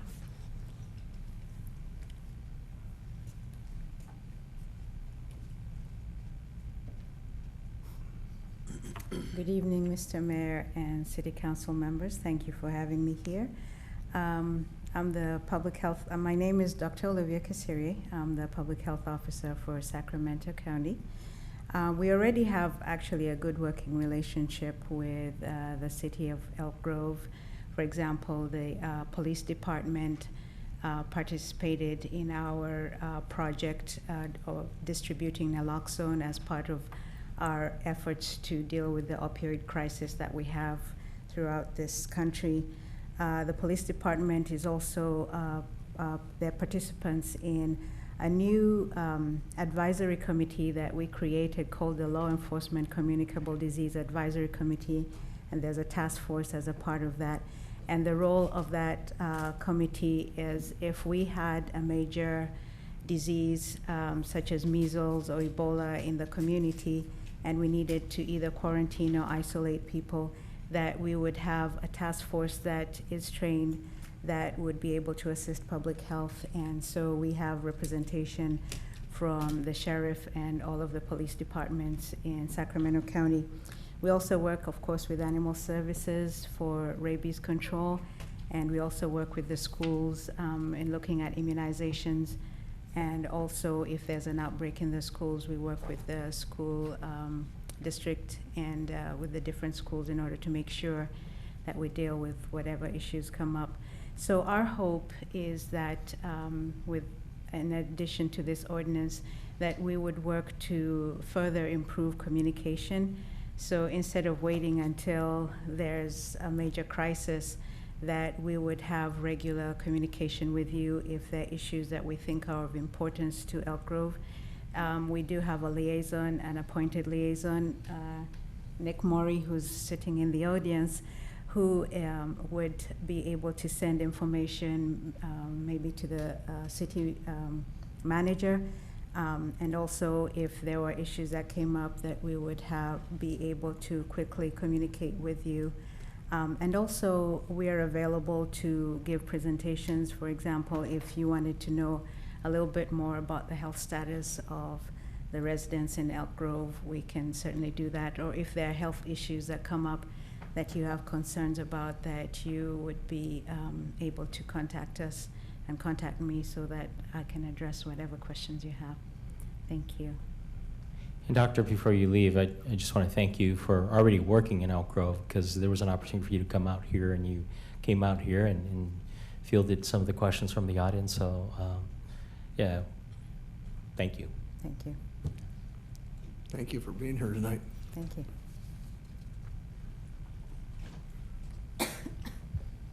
Any more questions? No more? Okay. All right, thank you. At this point, we want to open for public comment. Seeing that no members of the public signed up to speak, we want to close public comment, and council deliberation and direction. Motion to introduce and waive the full reading by substitution of title only, an ordinance adding Chapter 6.33 to the Elk Grove Municipal Code, appointing the Sacramento County Health Officer as the City Health Officer. Second. Got a motion second. All in favor? Aye. Opposed? Abstention? Next item. I'll take us on to item 10.4, which is consider appointment of 5 voting members to the Youth Commission. Those 5 vacancies on the Youth Commission occurred in May. We opened up the recruitment, had a deadline on July 3rd, and you have 20 applicants, applications that came in, 20 applicants before you. That summarizes the recruitment effort, and I do know you have a series of speakers that are signed up to speak this evening. Okay, awesome. Want to open public comment. I see a number of the applicants are actually here. So I want to invite Ethan Lau to come on up.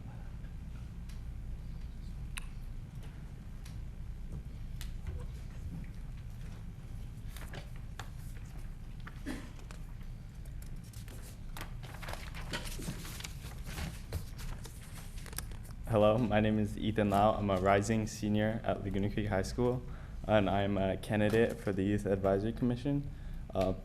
I applied to the commission last year, but I found out about the program too late, so my application was not turned in time. But this year, I'm more prepared, and I hope you will consider my application for the Youth Commission. Thank you. Thank you, sir. Thank you. Ethan, I have a quick question for you. I saw in your application, did it say West Point Advisory Committee?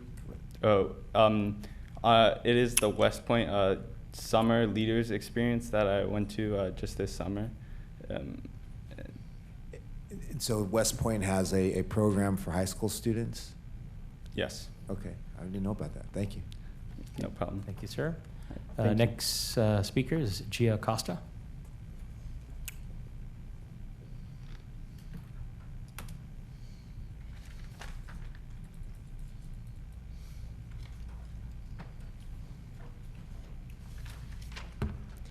Good evening. My name is Gia Costa. I'm 14 and I'm starting at Elk Grove High this year. I would love to be considered for a position on the Elk Grove Youth Commission. I would be a good fit for this position because I was on the Sheldon 4-H leadership panel for 3 years. In this group, I did a lot of planning and organizing of the club, or for the club, excuse me. In addition, I am very passionate about our current global environmental issues.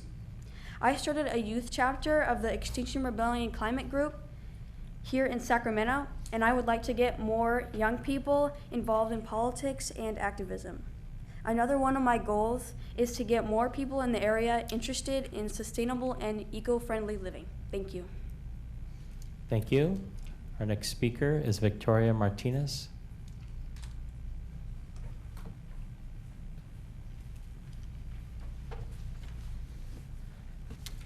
Hello, Council. My name is Victoria Martinez, and I'm an incoming junior at Laguna Creek High School. I would like to start off by thanking you all for this opportunity to come and speak at the City Council meeting. I've seen the amazing work the Youth Commission does representing the teens of this city, as well as putting on fun and educational events. And during my time at Civic Summer, Carrie Byline, as well as one of the youth commissioners, came and spoke about the work that the Youth Commission does, and inspired me to apply with the hopes of becoming a youth commissioner. The traits I have that would benefit me in contributing to the Youth Commission program are ones that have been reinforced by programs I participated in, such as Civic Summer, Laguna Creek High School's Link Crew, Harry Middle School's leadership, Sacramento Area Girls Fire Camp, and more. From these, I gained and reinforced my networking and interaction skills, as well as empathy, leadership, responsibility, perseverance, lastly, creativity and patience. Each program has provided me with something unique to give. Sorry, I'm gonna restart. Each program had something unique to give, and I truly believe I can utilize the skills I've learned to help contribute to the goals of the Youth Commission. Thank you. Are those your parents in the back of the room? Yeah. You should be very proud of this young lady. She participated in the Civic Summer at City Hall. She was very engaging, great personality, asked great questions, and was a pleasure to be around. So congratulations to you two. All right, excellent. Next speaker is Selene Enriquez.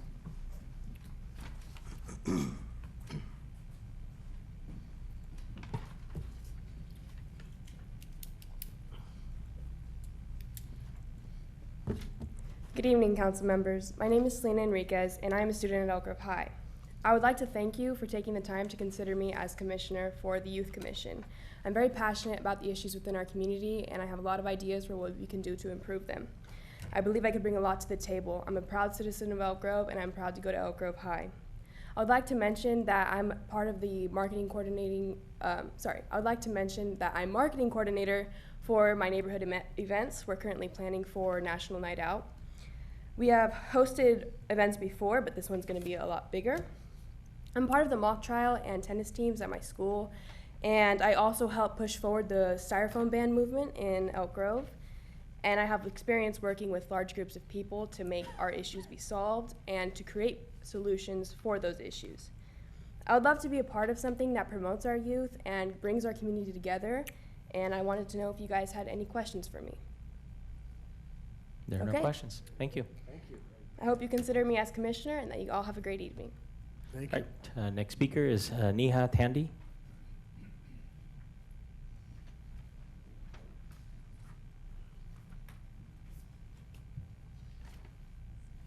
Good evening, Mayor Lee and members of council. My name is Neha Thandi, and I'm an incoming sophomore at Franklin High School. I'm one of the candidates for a position on the City of Elk Grove Youth Commission. I would like to take a minute to summarize some of the reasons why I should be given an opportunity to serve the youth in our community. I currently serve as secretary on the CSD Teen Action Committee, and I work collaboratively with the Youth Commission to put on certain events such as Teen Unity Day and Shape Your Future. Being part of the Teen Action Committee has opened my eyes and exposed me to leadership and service on a greater level, but ultimately I would love to work closer to the council and share my ideas. In addition to serving the Teen Action Committee this past year, I have also worked towards and earned the Girl Scout Silver Award. For my Silver Award project, I visited elementary school classes and taught them about gender equality and women empowerment, particularly in STEM fields. It was extremely rewarding to see all the girls so engaged, motivated, and inspired during my visits to their classes.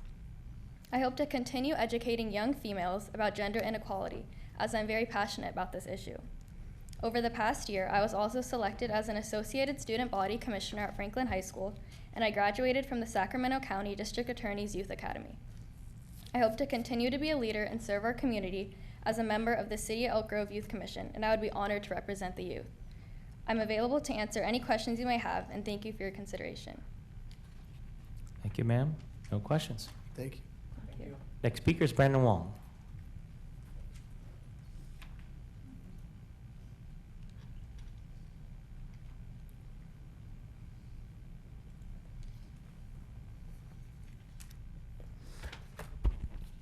Good evening, Mayor and council members. My name is Brandon Wong, and I'm an incoming junior at Franklin High School. As an Elk Grove resident, I've lived pretty much all my years, my youthful years in Elk Grove, and I've seen the different changes, the different aspects, and the different activities that's occurred in Elk Grove. And in general, the Youth Commission, as stated in its name, is a great way to impact the youth. And I've actually attended or volunteered for some of the Youth Commission events, such as Family Fun Day, where I got to see many of the young people or the younger youth, and the smiles that they offered were very rewarding. Also, I currently am in the Civic Summer program, where I learned in the 2 weeks, I learned a lot about local government, and one of the notable facts that I learned was that the city council members practically volunteer, and their motives are generally to impact their community in a positive way. And that definitely inspires me. And in addition, I'm currently working with the finance department, and I'm learning about how the city spends its money and plans its budgets. And in addition, I have many opportunities to tutor many of my peers at my high school, and seeing their facial expressions whenever they understand something that I teach is very rewarding. And all in all, I feel that my skills can offer a great touch to the Youth Commission. Thank you. Thank you, sir.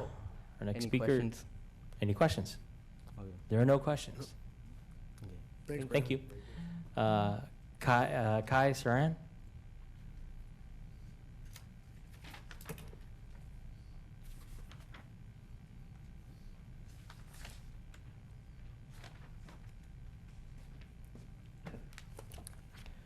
Greetings and salutations, City Council members and Mayor.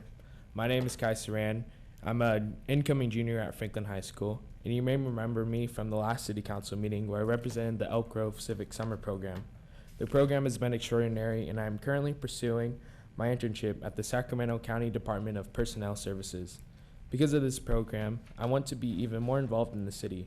The best way to do this is to join the Elk Grove Youth Commission. I believe I should be chosen for the Youth Commission because of the many positions I hold that represent the Elk Grove youth. I am the ASB Technology Commissioner at Franklin High School. In this role, I manage the technology aspects of the school, such as the Future app and website. In addition to this, I am the media head of Franklin High School's Key Club, where I represent over 50 members online and through social media. I also manage the website and Instagram page for the club. One of my other positions is the Vice President of Franklin High School's Electronics Club. One of the projects we are working on is an electronic recycling program. At the club, we also go to Arlene Hine Elementary and teach children to build circuits. The president of the Electronics Club is Shay Sharma. He and I are close friends that have the same aspirations. He is currently on the Elk Grove Youth Commission, and I want to join him, and I want to join the Youth Commission so that Shay and I may make a great duo that will support and represent the Elk Grove youth. A few of my other roles in the community are I'm a golf caddy at Serrano Country Club, so if any of you need a golf caddy, I'm available. I'm also a top 8 out of 85 decathletes in academic decathlon. In addition, I'm also a top 6 player for the Franklin High School varsity golf team. Furthermore, I represent Franklin High School daily as I am a producer and anchor for Wildcat TV, which is Franklin High's morning news show. A few other organizations I'm a part of are National Honor Society, MESA, STEAM or STEM, Franklin Chemistry Club, and Greater Sacramento. There are 2 main projects I would focus on if I was on the Youth Commission. One is an electronic recycling program.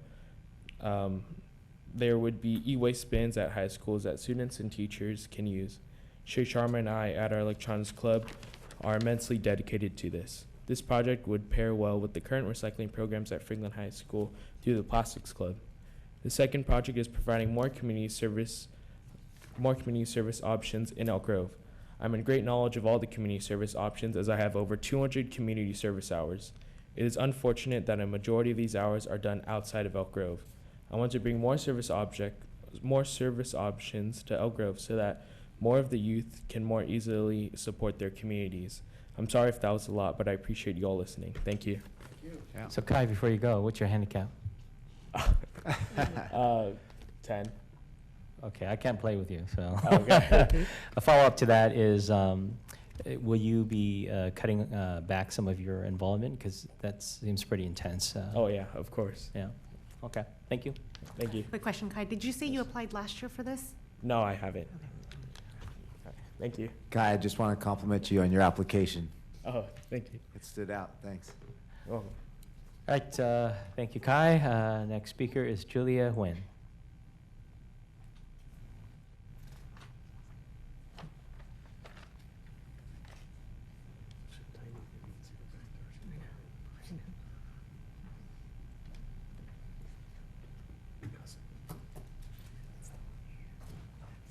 Good evening. My name is Julia Nguyen, and I'm an incoming senior at Sheldon High School. I am president of the Biotech Academy this year. This entails overseeing and planning events for our academy, including blood drives, community service, and recreational events. Similar to this youth commission, I will be promoting community events and providing solutions to current issues. There is a pressing issue facing our youth today, which is apathy. My peers, one by one, are disengaging themselves from schools and their duties from the community, which may be resolved by planning more communal events with a large attendance among the youth. It has been brought to my attention that numerous peers of mine are struggling with homelessness. Growing up, this issue has touched me, knowing that my dad has not grown up with much. My dad came to America as a refugee with very little, and attended college with the help of strangers, basically, who eventually became family to me, and graduated from the University of California, Berkeley. Knowing that these strangers aided my dad through school and impacted his life greatly, I knew that I would want to do the same for someone else. One Thanksgiving break, my family and I went to Oregon, where my dad first lived, and I saw countless people huddled together under the freeway when it was 35 degrees on a Thanksgiving night. Before we got on the freeway, a group of people approached, setting up tables and passing out food and blankets, making me want to dedicate my time to help others in need. A community event I propose to combat this issue is dedicating our time to helping numerous shelters within our region. Furthermore, with my previous experience as a public relations officer, we can promote these service events throughout the community via schools and social medias. All in all, I would like to thank you for your time and consideration of my application as a youth commissioner. Thank you. Thank you, ma'am. Brandon Pham.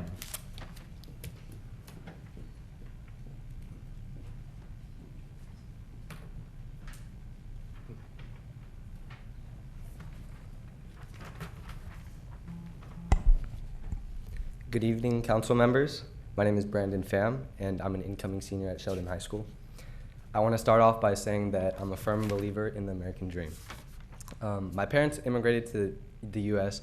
from Vietnam and started off with basically nothing, not even English. The stories of struggle and perseverance fuels my belief that diligence and work ethic are indispensable for success. Obtaining a spot in the Youth Commission would allow me to serve and give back to the community that provided my parents with everything. When I was filling out my application, there was a question that stumped me, and it wasn't my date of birth. What do you feel are the issues most greatly affecting the youth in your area? Now, I thought about the answer to this question for a while, and it probably isn't in the application, which I wrote down. I believe that the greatest threat to our youth is the lack of youth involvement in politics. Earlier this year, I conducted a poll at my school regarding how often students keep up with current events and political issues. Well, it blew my mind when nearly 70% of the students answered rarely. We're in an era where news is updated by the second, so it should be deeply concerning that so little of our youth actually keep up with current events. As a youth commissioner, I would make it a top priority to tackle this problem, starting in schools. As a student, I consider myself an avid learner and take pride in enrolling in challenging courses. Just recently, I found a love for science after enrolling in the Biotech Academy. I'm currently exploring this field of knowledge through a UC Davis summer internship focused on studying stem cells and their potential applications in regenerative medicine. I'm also the captain of our school's volleyball team, so working in a team setting won't be unfamiliar to me. My favorite part of every summer is the Cops and Kids summer camp, where I work as a junior counselor. Here, we work with local and state law enforcement agencies in a week-long summer camp. The main focus of the camp is to facilitate positive interaction between the community's youth and its protectors. Such interactions are rare, yet only contribute to strengthening the relationship between law enforcement and the community. I would like to help organize such events on a smaller scale, hopefully providing the same result. Lastly, I want to thank you all for considering my application. Thank Any you, sir. questions? Sir? Thank you. Oh. Any questions? No? Good. All right. That's our last speaker, so I want to close public comment and council deliberation and direction. Mayor. I'd just like to say, though, to all the young folks that came out, thank you very much for taking your time to come out and sit through the rest of the meeting in order to make your personal presentation at the dais. I know that in times past, we have always given a little bit of credence to that, just for that little bit extra effort. It's certainly not required in the application process, but it shows a little extra dedication, and so you guys are definitely show yourself to be the cream of the crop. I don't know what criteria the mayor is going to use when he makes his selections, but I'll tell you that one of the things that I am drawn to first is where are the holes in the composition of our commission as it exists, both from geographic diversity throughout the city and also representation of the different high schools within and without the city. And so if you happen to not get chosen, and all of you are certainly more than qualified, just know that it may be something as arbitrary as that. So. Yeah. Go ahead, Mayor, Councilman. thanks. Thank you for those comments, Vice Mayor. I agree with that wholeheartedly. I just want to add, though, wow. I mean, going through these applications, it's an incredible talent pool we have here. So I just really want you all to know that, because even if you, whoever doesn't get chosen, please come back and just know that, I mean, you guys all make Elk Grove very proud. Every single one of these applications. Very impressive. Thank you. Okay. Members, go ahead. Yeah, the remarks that have been made, you guys are phenomenal. I'm so impressed with you guys' public speaking. I know that we talked a little bit at the summer at City Hall, and public speaking is very tough. As I shared with them, I think I've even shared with the rest of the council at times. Even when I first got on the council, my hands would start sweating when I had to get up and speak in front of people. because I was nervous. It's something that's not, if you haven't done it, it's unfamiliar territory. So for you guys to get up here tonight, not only to apply, but to show up, you guys could be at home doing whatever you like to do at home, but you're here. And not only are you here for your portion of the event or the evening, as was mentioned, you guys sat through 2 hours of what a typical and this is a short council meeting tonight. A lot of times we're quite often till 10 o'clock at night, sometimes a little less, sometimes a little more. But you guys have some phenomenal resumes, and I agree with Vice Mayor Hume that trying to fill the holes, and I noticed that District 1 already has 2 students from Laguna Creek High School, and District 4 has 2 students from Franklin High School. I think part of that is both of your high schools do a good job of getting the message out to get in and do applicants. And see, we got a couple from Elk Grove High School this year. This may be one of the first years we actually had any applicants from Elk Grove High School. So I'm great to see more of a diversity. So I don't know if how the mayor's proposing it. I don't know if Councilmember Nguyen has some additional comments. I agree. This makes it really difficult. I actually had my list of 5 that I looked through the application, and you guys all showed up, and now that list I've got to tear it up and throw it away because you did such an amazing job up here. You make it really difficult for us. So thank you for coming out, taking the time, staying after. And I am just impressed with the amount of community service and hours that you all put in after school, in addition to being here and the commitment you have during the summer as well too. So, and the Vice Mayor is correct. I would love to give you, I wish we can extend this to having 20, instead, but we can't. Maybe we can. That can be a discussion, having more. But age is also something that I look at as well too, because we can't have everybody terming out and having to replace everybody. There's something to say about continuity. So I know Miss Gia Costa is 14, and she's the only 14-year-old on here, so that gives us an opportunity to have somebody there long term.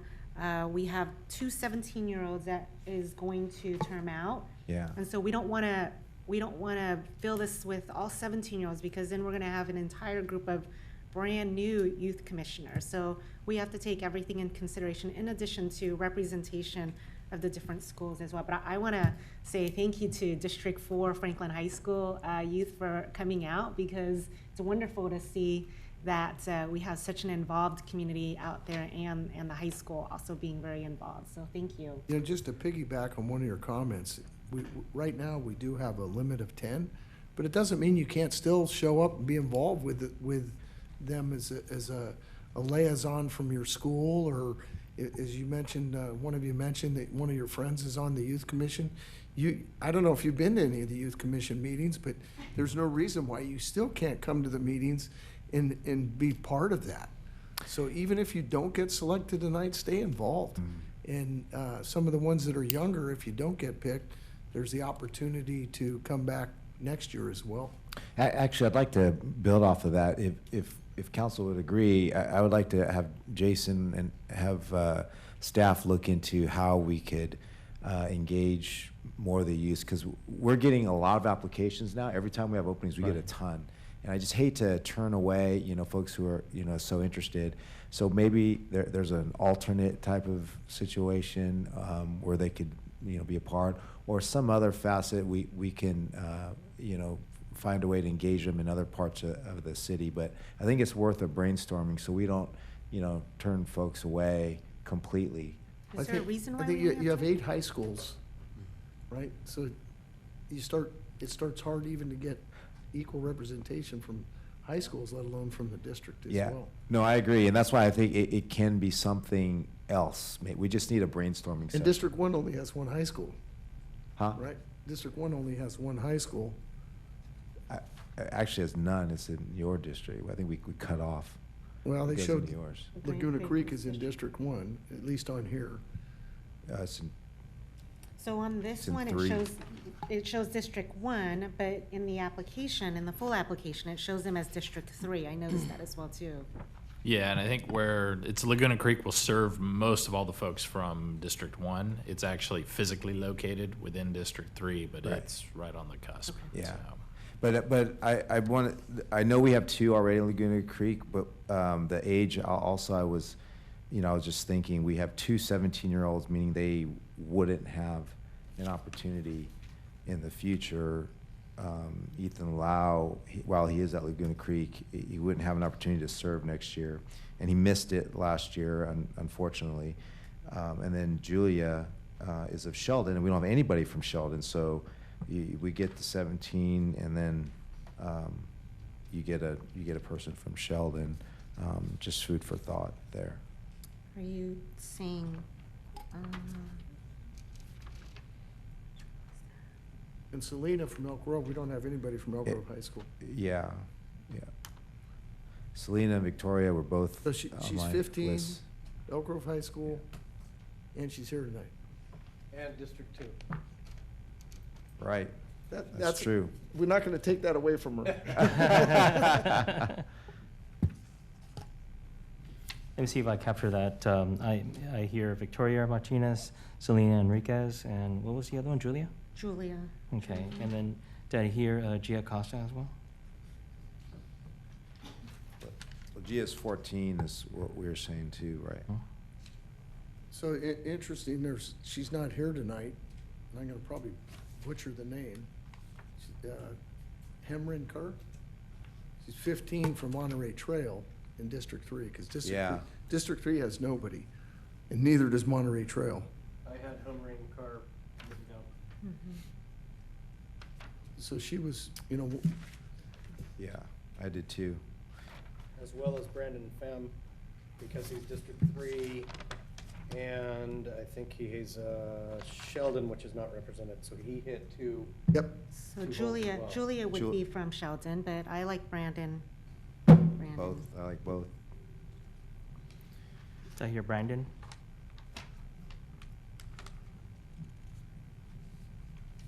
How many Which are- Brandon? how- Brandon Pham, Brandon Wong? Brandon Pham. How many are we at right now? Right now, this is what I have. Selena Enriquez, Victoria Martinez, Julia Nguyen, Brandon Pham. So we need one more? And Gia, if we want to do Gia, the young lady from We can Brook High. always, Costa. I mean, she's 14, she can always. Or apply on next front page year. Humring. Which one? She fills 2. Who? I would. Humring. Yeah, Oh. and I see the benefits. The only problem is, I don't want to take away from those who did show up, regardless of whether it was required or not. I think showing up and sitting through the whole meeting, it says something. I mean, Neha Tandy showed up and she applied last year. Which one's that? But, I mean, she's from Franklin, so you've got already 2 from Franklin. That, One who from applied last Franklin. year? Neha Tandy. Andy? But I think, as I mentioned, Umrin is 15, so we got somebody on the younger end. Mhm. Monterey Trail, no representation, and District 3, no representation.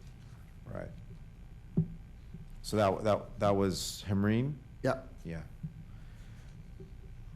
So I'm fine with Julia, that. Brandon, Pham, Selena, Victoria, and Nia Thandi? Is that the 5 I'm hearing? So what I have is Selena Enriquez, Nita Tandy, Victoria Martinez, Julia Nguyen, and Brandon Pham. 16, Selena is. That was 4, right? 5. 5 vacant. You mentioned 4, or did you mention? 5. The last one was Brandon Pham. Going backwards, Julie Nguyen, Victoria Martinez, Neha Tandy, and Selena Enriquez. So then we wouldn't be doing Gia Costa or. We would have to trade somebody out. I do have to say that I was actually contacted by Amrit Atwal. Of course, they're not here, so I mean, it's difficult for me to support someone that I just have heard by phone or someone has contacted me. I need a little bit more than that, and I think that the fact that you guys are here, that really helps us make this decision a little bit better. And I want to thank Brandon for being here. I know it's his mom's birthday, and he told me he wasn't going to be able to make it, Brandon Wong, but he. Brandon Wong? Oh, Yep, showed yeah. up. Wow.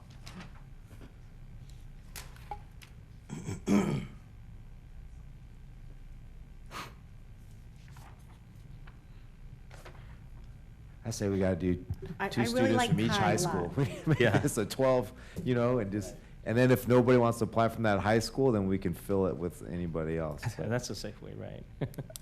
For next time. Mayor, why can't we extend this to more than 10 slots? Is there? You know, I think it's up to us. Jason, you want to chime in, or we want to extend the number? You have the of- formation of the Youth Commission through the Elk Grove Municipal Code at 10 members. It just starts becoming a question of what becomes wieldly as a legislative body if you started expanding it upwards. I believe when we originally created the Youth Commission, did we have 5 members and alternate members? We eventually transformed that so that they all became voting members. But it becomes a logistics, an issue of the more members, the more time everything does take. So it's just one of those issues of we've never tried going beyond 10. I'm not aware of too many agencies that would create more than 10 member bodies unless we go up to Canada and go into a parliamentarian body.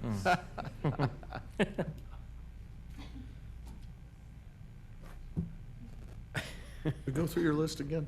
So the list I have is Selena Enriquez, Neha Tandy, Victoria Martinez, Julia Nguyen, and Brandon Pham.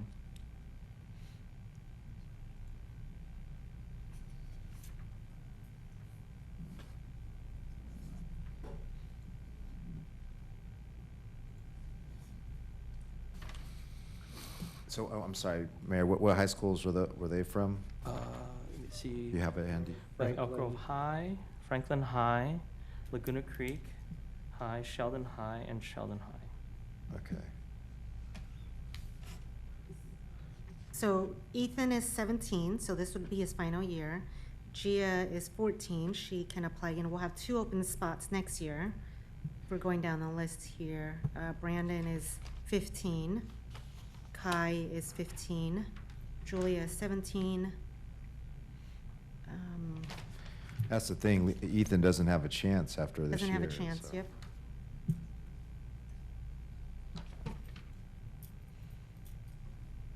You know, and I think that's important to note as well. If they are close in age, they need the experience. I would be open to favoring a candidate that is in their senior year as well. Give them an opportunity to serve. And you also already have 2 from Franklin High School. Mm-hmm. So you're making it 3 at 3 by adding 1 more. Same thing with Laguna Creek, though. And Sheldon? Sheldon, you would bring it up to 2. Yeah. With Julia and Brandon, they would be 2. Which I think that's a better representation across the school district. Mm-hmm.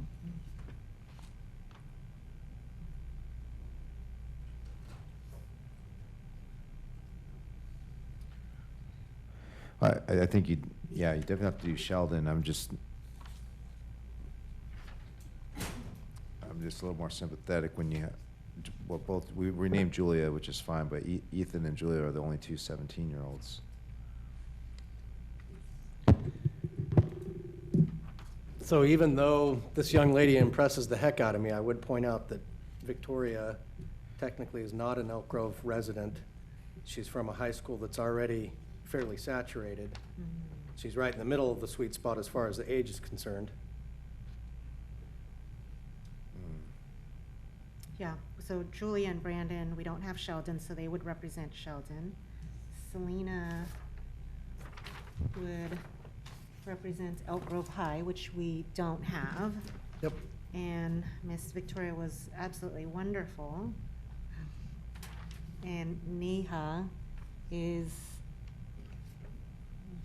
So if we swapped in Humreen Kaur, she would pick up District 3 and Monterey Trail, which are both holes, and she's 15, so she'd have that continuity as some folks start to drop off. that's right. I agree. That's right. Let me see if I got this. The suggestion is Julia Nguyen, Brandon Pham, Neha Tandy, Selena Enriquez, and Hamri Kaur. Is that the suggestion? Okay. Any thoughts on Ethan Lau? He is a senior. Yeah, I think that's what I was looking at. He's a senior, so he won't have a chance. This will be his only time. Right. Yeah, that's, So we can switch out well, Neha. Oh, no, she's representing. I don't know how you can switch it out without you're taken away from districts and 15, schools. Yeah. Neha's Tough part. 15. She's with Franklin High, which we have quite a few already. But we don't, yep, we have 2 at Franklin High already. Neha would be the obvious choice. Mhm. Yeah. Yep, Neha's Franklin. We have 2 at Franklin. Sorry. yeah. And All right, so I think we have consensus. Julian Huynh, Brandon Pham, Neha Tandy. No, I think. no, we're saying No, we, they can. for Ethan. Ethan, okay, Yeah, all right. to give. For Ethan, all right. So let's try this again. Ethan Lau, Hamri Kaur, Selena Enriquez, Julia Huynh, Brandon Pham. Aye. And did I get Selena Enriquez? Already? So I think that's 5, right? Yeah. 1, 2, 3, That's a 4, good 5. distribution. Okay. Members, you okay with that? Yes. Yep. Okay, prepared to push that forward. And I think we're done. Thank you all. Thank you, everybody, and please come Thank you. back. Please, Students, thank you. thank you very much. I want to highlight some of the comments that council members have shared, which is this should not prohibit you from getting engaged. As you have seen, many of the members of the public are not council members, but they're here during council meetings. I would encourage all of you to participate and be involved in the process and look for opportunities to get involved. Not only that, but there are going to be many other opportunities, either open festivals or opportunities which these individual council members may have in which you can get engaged. So, I appreciate your application. It certainly wasn't easy. I mean, to be involved at this magnitude requires just, excellent individual push from each and every one of you. So I want to acknowledge that. Thank you very much. Mr. Mayor, if Yes. I may. To add to that, for those of you that were just selected, I'd get the numbers of all these other folks because they want to help. So That's right. as you start to pick up Very well duties said. and obligations, Yeah. bring them into the fold. Yeah. That's your team. All right. Great. Thank you, Thank you. folks, and let's Thank adjourn you, this buddy. meeting at 8:36 p.m.